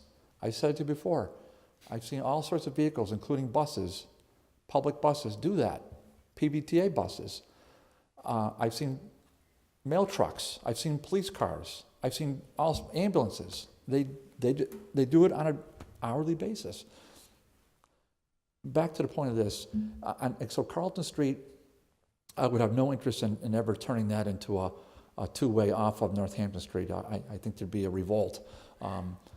But just coming out, and I'm not gonna fight this. But all I'm saying is when motorists are exiting Carlton Street to Northampton, that left turn, it's a tough one during busy hours. And what makes it tough is not the northbound traffic, because that generally just flows right along. It's the southbound traffic, and motorists are just less polite than they used to be. Leave it open. They won't leave a gap open, though that really is the law. I mean, you're supposed to leave a gap, just like you are when you driving by a driveway. You're supposed to leave a gap so a motorist can. But that just rarely happens. So the thinking, I mean, this is my biannual effort to do something about whether the crosswalk, just to make that area a little more serene for pedestrians and motorists. If this is a no-go, perhaps before we start repaving and striping and all the rest of that, and perhaps at that point, the city could come up with maybe some thought about either a crosswalk as a curb cut off of Carlton Street going over across to the Blessed Sacrament area. And as you know, that the old Blessed Sacrament at Hitchcock and Northampton, that is it. This June is it for them. So all school children, K through 8, are going to be at what we call the new BS campus. So there's going to be a lot more pedestrians walking over to the Carlton Street area, walking down towards Crozier Field, because they use that field quite a bit during the fall and the spring for exercise and recess. So, I mean, to me, that would be a game changer, to try to either a crosswalk there. I mean, Didn't you try that before? I've tried it 3 times. Try again, you know. I mean, I'm not that's how it dreaming them works. up. It's like the people approach me on this stuff, so it's not it's just the residents over there. They're just very concerned about, and even just one last thought, that even that part of Carlton Street where it is one way, don't think for a second that motorists still don't turn down the wrong way on Carlton Street. And sneak in. And I get blamed for that too. But that's part of, and so what happens is they'll sneak down there so they can cut into the Messier Farrell Funeral Home because they parking lot. that's why they do that. I don't think they're trying to cut anybody off or anything. I just think that's for ease, because it's just ease of access. So those would be just the thoughts on that. So I'll make a motion just to accept the recommendation of the city engineer for this, but to have the city engineer kind of think it out a little bit more on what we can do to maybe improve that little pocket. Is there a second? All in favor? Aye. So accept the recommendation of the engineer. Okay, item 18, filed by Councilor Anderson-Burgos, order that no parking here to corner signs be placed 20 feet on each side of Isabella Street leading to Forer Avenue, as well as on Forer Avenue leading to Isabella Street. Area residents have observed that cars parked on the narrow corner makes it a driving hazard and potentially dangerous if large emergency vehicles attempt to navigate the corner. So as much as I'd like to be consistent and try to convince the committee that we should never put a sign at a street corner, there are always going to be exceptions. And in talking it over with Mike McManus and the superintendent, I think our feeling here is that the nature of the parking that occurs at this location, not only is it a lot of parking with the medical center there, but it's different people every day coming and going. If you have a neighborhood and it's the same people that are parking, enforcement will tend to have a greater benefit, because people will know if they do the same thing every day, they're going to get a ticket and eventually get towed. But if you have somebody that comes and goes and it's a different person the next day, the effect of that never really gets felt. So the thought here is, because of the very heavy level of parking here and the fact that the people that are parking there would likely not to be as readily influenced by enforcement and not sort of learn the lesson because they're not the same people day after day, that this would be a case where it would make sense to put signage at the street corner. So I just have a question. So even with the extra parking they put in there, the people are still always encroaching into the neighborhood? Because they don't want to deal with the parking lot, probably. Yeah, they're just doing it. It's easier to park on the street to get out, probably.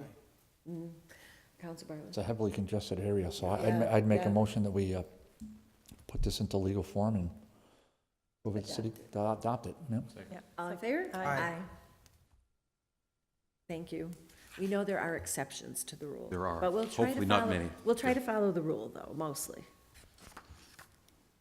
Okay, can I just make a Okay. quick point, Madam Chair? Council Bartley? Just on the Chapter 90, speaking of that area, Bob, do you remember our meeting we had in front of 10 Hospital? Yes. Okay. For that sidewalk and for that handicap ramp we were talking about, can Chapter 90 funds be used for that area? They could be, not, typically the state wants you to be, it's either 500 feet or 1,000. I think it's 2 lanes of 500 feet wide is sort of the shortest section of roadway that they would be willing to fund. They don't fund pothole repair, for instance, and they want to have meaningful benefits, so they have a lower limit of 500 feet. So you can't do just a crosswalk or just a curb ramp here and a curb ramp there. If you're doing the roadway, Has to be a and the chunk. roadway is 500 feet or longer, yes, you could do ramps and curb cuts as part of that. Well, I mean, right there is a perfect example of how you could really help an important institution, Holyoke Medical, and make that access from the parking lot to 10 Hospital. I mean, you saw the foot traffic. I mean, heaven's sakes, that is like, I mean, if you could fix that, as we discussed, with Chapter 90 funds maybe being accessible for that area, boy, that would be a huge impact for all the patients that visit 10 Hospital on a Monday through Friday basis. I mean, that is really, I mean, especially for the disabled, that would be a real game changer for them. There would still be 2 pieces to it, as we discussed. There's the parking lot piece, which was actually on hospital property on the north side of the street, and then there's the south side of the street where the city could put in a curb cut. And that's something we could do with our own forces, but it has to connect to something. And right now, there isn't anything to connect to, and there's no way to get from the parking lot other than the stairway down to the street level. So that sounds like a separate. Well, we have. I just want to. Okay. I just want to get. We, as you know, we have a appreciate that. dialogue going, and Thank you. Thank you, Madam Chair. Thank you. Okay, so item 19, filed by Counselor Tallamn, order that no parking be allowed at 1470 Dwight Street in front of the gates. Also, that hash marked stripe lines be painted in front of the gates on the street. so this falls into the same thing we've talked about before, where enforcement, if enforcement of the police department gets called and start towing some vehicles, that may be sufficient to take care of the problem. If it's reported that it isn't, then at that point, I'd recommend that we Motion have to a further accept the discussion. recommendation of the city engineer has been complied with. Is there a second? Under discussion, Counselor Anderson-Burgos? Yeah, I spoke to the maker of this order, and what he was suggesting was markings that said loading zone. That would be, because it would interrupt business. That's actually a loading zone section. So if they called, the police, it would take a while before they would get there, so on and so forth. And they don't really want to, that's not a road they want to take. What they want is if we could put markings that said loading zone on there. And it's a little bit of a slippery slope, because we typically don't have unique property-specific markings on the street. The white lines, the fog lines will typically go by everybody's driveway. They'll go by, for instance, Kanzaki's driveway, even though it's a big, wide open driveway, it's a white stripe all the way across it. People know that they're not supposed to park in front of that driveway, and they don't park in front of that driveway. To start creating sort of custom street markings for a particular driveway, if the council was to, pass an order, we would do it, but it potentially creates a situation where do we stop with orders like this? Are there any other Suggestions. suggestions? Thank you. Suggestions you may have? I don't know if they have signs on their gate now that says no parking, vehicles will be I towed. think Counselor Tallamn said they have big I signs. think they do, yeah. And they're still not. Are they limited in what they could put on the gate? No. For the size It's- of the signs, or are they It's okay? private property, They they can do can, what they want subject to in the that sign regard? ordinance, they can, Sign ordinance. So they could be, they can be They got large cardinal but I signs. numbers. think he said they have that. And I think. have And heard people that it still tends just to be park there. same people, people in the neighborhood that parks there. And I would think that a call or two will have an effect once somebody's car gets towed. I would say call to Lieutenant Cruz. That's gonna certainly get some point. So is there a motion then? You want to accept the Yeah, engineer's recommendation? that's the motion before us. It's been seconded. I'll second. And that and then you were making your point. And we're all in favor? Aye. Okay, so the next item, item 20, filed by Counselor Anderson-Burgos, order that no turn-on red signs be placed on Hillside Ave on both sides of the intersection approaching Cherry Street. Accidents and near accidents are a concern for motorists. So in response to this, I did ask the police department to give me accident records for that intersection over the past 5 years. I didn't really know what to expect, and I was surprised there actually wasn't a lot of accidents, even any types of accidents, rear-end collisions, things like that. There was a relatively small number of accidents total, and as far as I could discern, only one accident that might have, it was kind of unclear, but might have been related to somebody taking a right-hand turn and somebody running into that person. There is an MUTCD warrant that's supposed to be met to put up a no right on red sign, and that is to have 3 accidents within the last year, and I counted 1 within the last 5 years. So at the moment, it doesn't seem like the right on red is creating a significant problem at that intersection. Counselor Anderson-Burgos? So could we still put up, what would be stopping us for not putting up the signs? Like, what would be the no to it? What would be the no? The no would be when the city accepts state money, Chapter 90 money. A condition of that is we are supposed to regulate our roads in accordance with the Massachusetts version, because there are some modifications that Massachusetts has adopted of the Manual of Uniform Traffic Control Devices. those are the rules we're supposed to live by.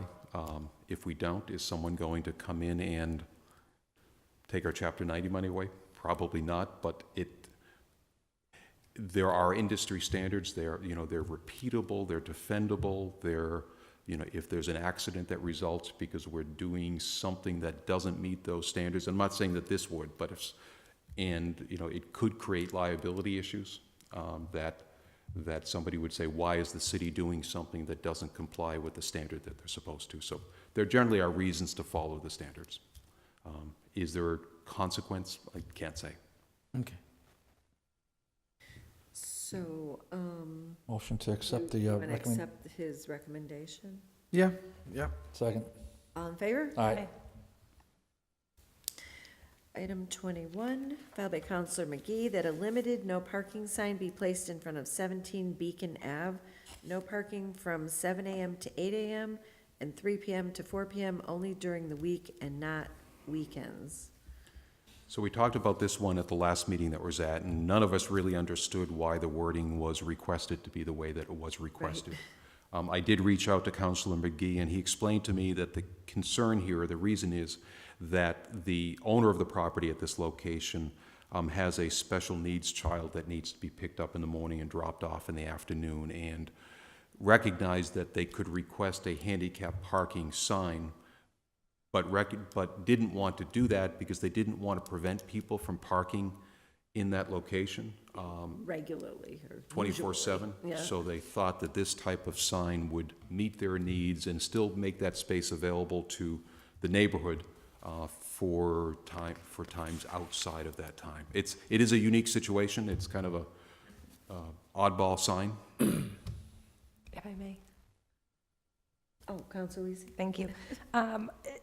You may or may not be aware, but there are a handful of signs like this around the city, so I think it'd be easy to just copy the language and also the language of the sign. I know one is right here for the Square One daycare on the corner here, because they have a lot of drop-offs during this hour and they need to keep the traffic moving. I think it would be the same sort of time frame or signage that you'd want to borrow from there. So we have it depicted under item 20, right? Correct. 21. Yes. A 20 on Bob's sheet. And my memo is Oh, under okay, 20. yes. Yeah. 21. So if we I don't- want to approve it, then. Motion to receive and adopt and then put in legal form. Second. All in favor? Aye. Okay, item 21, that speed humps be installed on Lower Westfield Road, Richard Eager Drive, Whitney Ave, and Lydian Drive. And we've already discussed Correct. the protocol, and so we know it's in process and will be in the queue. Right, and it's actually at this moment next in the queue after Anderson Street.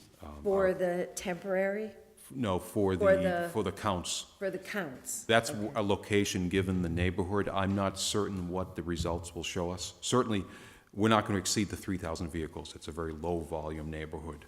But I don't know if the speed monitor will show that there is or isn't excessive speeding. So we'll see what that has to say. Right, and what happened with this is because the neighbors did the petition and they included all of the streets, but from the feedback that I get from the neighbors, the main issue is the hill up and down from the Elks Okay. and Whitney. Those are the main issues. So it's from the Elks down, okay. Yeah, flying down. Sure. And they do. And then flying over down Whitney, depending which way they're going. Yeah. That's good. And it's a hill, so people do it no matter what, and then add to that,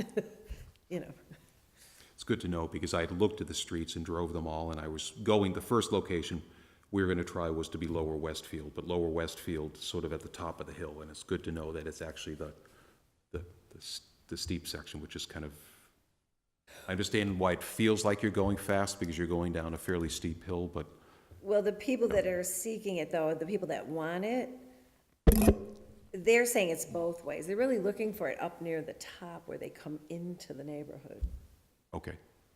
even though they're probably going faster coming down. It's I think, a safety issue for them more when they're coming up. I'm not sure about that, but Right. it's that road and Whitney that are like the main Right. concerns that I've heard, whereas this looks like it's all of them. Right now, our game plan was to, and I forget the name of the roadway that the Elks is on. Is that Whitney. Whitney? It We are doesn't going look to like go it is, but it midway is. between Whitney and the end of Lower Westfield. The hill rises up and then it drops back down again, so we are midway there was where we're gonna put the speed monitor because we figured on a straight section, that's more likely where the highest level of rate of speed would be. We'll see. Yeah. Yeah. I defer to you on that. Totally. All right. Thank you for that. And then item, Motion table? yes. Yes, till the 25th, and then we'll see if it's even warranted to go any further, right? Okay. Is there a second? Second, All in favor? aye. Table to June 25th. Okay, and the next one is filed by Counselor McGee. Ordered that the permanent speed humps be installed on Bemis Road, residents petition, and we know we're in process on that one, too. Right, and I did put together a figure, which I think Counselor Vacan had handed out to folks. Oh, and if hang not- on. Do you each have this one? Yep. Okay. So this was a fairly long process that started a couple of years ago. And what the last piece that we wanted to do was to get in and do counts and then a test on the upper section of Bemis Road, which the speed humps are still in place, but we stopped the vehicle counting because we gathered enough information. We did see that installing the speed humps, they did have a significant effect. We dropped speeds between 5 and 10 miles an hour on that upper section. So based on that and based on the previous studies that have been done on the lower section on the other side of 91, if the council chose, we would recommend that speed humps be installed at the locations that you see here in this figure, the black circles of the speed humps. Oh, the black circles. The red marks are where the speed limits change.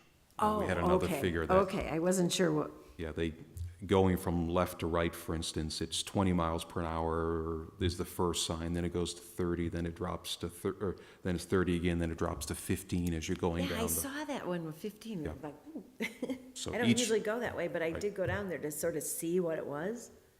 That's a long road. It is a long road. It is also a roadway. I don't think the speed humps are going to cause people not to take that roadway because it's such It's a cutoff. huge shortcut. But a lot of people take it as a shortcut, and we believe that the speed humps at that location in particular will help to slow those people down, even though it may not cause them to go another route. They'll still take that route, but they'll hopefully take it at a slower rate of speed. Yeah. So the process at this point, if the committee agreed with the recommendation, would be then to take it back to the council. The council has to hold a public hearing. All residents that live within 300 feet of the speed humps have to be notified. So basically, 300 feet to the east, 300 feet to That's the gonna west be a of the. big project. So it'll be 40, 50 probably residents that need to be notified At by least. the clerk for the council for that public hearing, maybe more. And this was an issue we had before, because people got noticed on Bemis, but not the side streets. Right. Right? So part of the reason here with putting that figure together was to be able to give to the clerk so that they know Right. exactly Otherwise, it would what. be 500 people, right? Okay.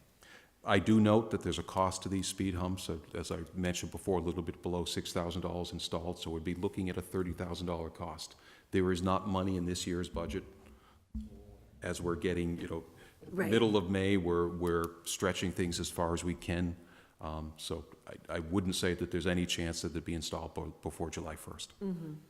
And that Chapter 90, if we were repaving Bemis Road and there were speed humps there, we could replace the speed humps, but we can't do spot type of roadway work or repair work with Chapter 90, so it would not be Chapter 90 eligible. Okay, so, One oh, quick question. Counselor Murphy. So, I mean, I've taken shortcuts on that road too, so what is the traffic count? It's not 3,000 a day? It's 1,800, I think, was the highest, about 11,000 vehicles over the duration of the count of week and a half that we did the count. Okay, busy, but not as busy as I thought.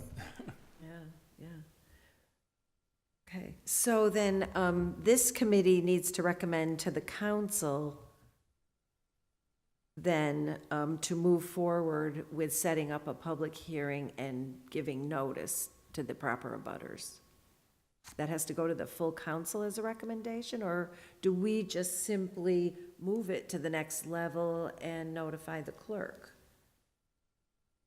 I don't remember it coming back to the full council for notice. On Reservation Road, did it come back to the full council for notice? I don't think so. No. I think we just moved it to the next step. And then the public hearing got set up here, didn't it? Yeah. Yeah, and then the residents came out and spoke in favor, and we just did Right. it. Right. So the public hearing serves as the notice. of Correct, but I don't think sorts. we have to go back to the council for this. We just keep going at this point. So I think we're all right. Defer to legal on that one. So we can defer to legal on that, but isn't that where we're at with this, Crystal? So we haven't scheduled the public hearing yet? We have not. So yeah, you would just schedule the public hearing here, Right, and then give the notice. give the So- proper notice for that. I mean, right now, it's just a discussion, but Right. So we're at the point, though, that they are warranted. They've noticed where they want to put them. So the city clerk is aware? Or we're going to make her aware through this? I would suggest that you make her aware, yes. Okay, so And I can work with her to further clarify. for the limits, notice, yes. yeah, because that's going to be a little, not sticky, but technical. So just So- another question, if I can. Council Murphy, yeah? So we don't have the 30,000 at this point, correct? Correct. So what happens if we have the public hearing and then we don't end up getting the $30,000 Okay, appropriated? so what will happen is like so many other things. It will be in the queue for when we get the money. No, I mean, I'm not kidding. The speed humps aren't in over by the college yet, right? Are they? So I'm not even No, aware are you of talking them, about the so- crosswalk?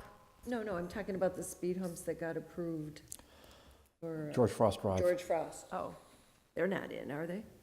No, and they wouldn't, at this point, wouldn't go in until we pave George Frost, which will be happening, we hope, this year as well. Right, but see, it's not to say that we shouldn't do it, because if we don't do it, then it will never get done. So the George Frost ones were approved 2 years ago. I'm making that up, but a while ago. So they'll be in the queue when the road gets done, they'll actually go in. So I mean, it's a very long process, but we should still do it. I mean, if it's warranted. And then we will do it when we can, and it'll be in line, though, behind the other ones, right? Okay. Or, I don't know. I won't get into that, but. Sure. All right, so, Crystal, if you don't mind just reminding us in terms of the protocol, we're going to move forward with this. So we will just, we have to determine when we want to do the public hearing to let the clerk know, we right? have the impact zone, We, so we can do all the abutters. it's identified on this map, and I'll work with the clerk to draw circles around it. Yes. So what is the pleasure of the committee for the public hearing? I mean, this is not an urgent matter because it's not going to be done this year, and it's not going to be done next year. I would Well, say the likely, or set- possibly. But, so it's not an urgent matter, but it's a matter that's been moving slowly now for over a year. So what is the pleasure of the committee? Council I'm Barbara? not sure who pays for the advertising. We do. The city pays for the advertising? And Or do the petitioners? Was there It's under citizen Council petitioners? McGee, Then it would come from council. I think. this wasn't a citizen's petition? Well, they all are citizens petition. That's the only way you can get a speed hump. That's right. But they're always filed under a counselor. Okay. Well, I guess to your point, I'll just make a motion to table it because there's some budgetary requirements and also there's not a pressing, we don't have the funds. So I'll just make a motion to table till you confer with the city, to the ordinance chair confers with the city engineer and we have a budget for fiscal year 20, because for advertising. So, I mean, I think it'll leave Nothing it, will happen I before that. think we leave it your discretion, All right, so there's a motion to table pending your further review. to schedule, but we will be scheduling a public hearing, because I mean, there's, You will be that's the doing it, next yes. step, That's right. and that's the right thing to do in terms of the process. So I'll figure that out when I'm looking at the, because we'll have summer and everything else coming. Okay. All right, one more, right? Want to take a vote on that? Second. All in favor? All right. Item 24, speed bump petition for Elmwood Avenue. This one had been bouncing around for a while. I think you had asked me to make sure it got on at some point. So I'm Same thing as we just heard, so. Yeah, going through our list, so and make sure I got them all on. this may go back more than a year or two, but looking at some of the orders going back a year or two, it looks like there are open orders for speed humps on Woods Avenue and Columbus Avenue. So I don't know if it was a reference to the Elmwood area or Elmwood Avenue itself. There's definitely one for Elmwood Avenue, but Is there? Okay, it could be relatively old, unfortunately. Now, I don't know about Woods in Columbus. Those I were mean- more recent. I think I've. Oh, are those new? Oh, okay. Okay, so the intent for my information is that we are for all three of those streets. Okay. So are those yours, Woods and Columbus? Woods in Columbus are, but Elmwood is not. I didn't. Elmwood was Counselor Bartley's. Okay. But I had a petition for that one that had already been in the queue somewhere. Yours, I think, are new, and they haven't even made it onto an agenda yet. 'Cause I don't think I have the last two meetings, taken up yet. Okay. From the council, yeah, So we will put Elmwood ahead of Woods in Columbus and okay. Into a Get that. package. Yeah. Pack it all up. Yeah, when we find the money tree, they're gonna do all the speed Right. humps. All right, so, they'll go in order and you'll do the counts and see if Right. they warrant, and same process as above. All right, thank you very much. I know we had a lot of them that had come in over the last few months. And now I think we're pretty much more on an even keel. I don't think we have this kind of volume. our goal is to take more off the list than you add, so I'm part of that, and hopefully you're part of that as well, so. Well, right, and I think it is helpful, though, for you to come in and educate us relative to what is a useful or helpful order. Right. And because a lot of us are comfortable enough to educate our constituents, they get frustrated over things. And sometimes really the right thing for us to do is let them know, you might not get the response you like, but really you need to call the police and get them to deal with it. And I mean, I'm comfortable to say that if, we understand what the regs are Sure. and what the remedies are, And then we'll start singing that song about the signs at each meeting. All right, well, Thank thank you. you very much. So now we need a motion to adjourn. All in favor? Aye. Thank you all very much. Hopefully our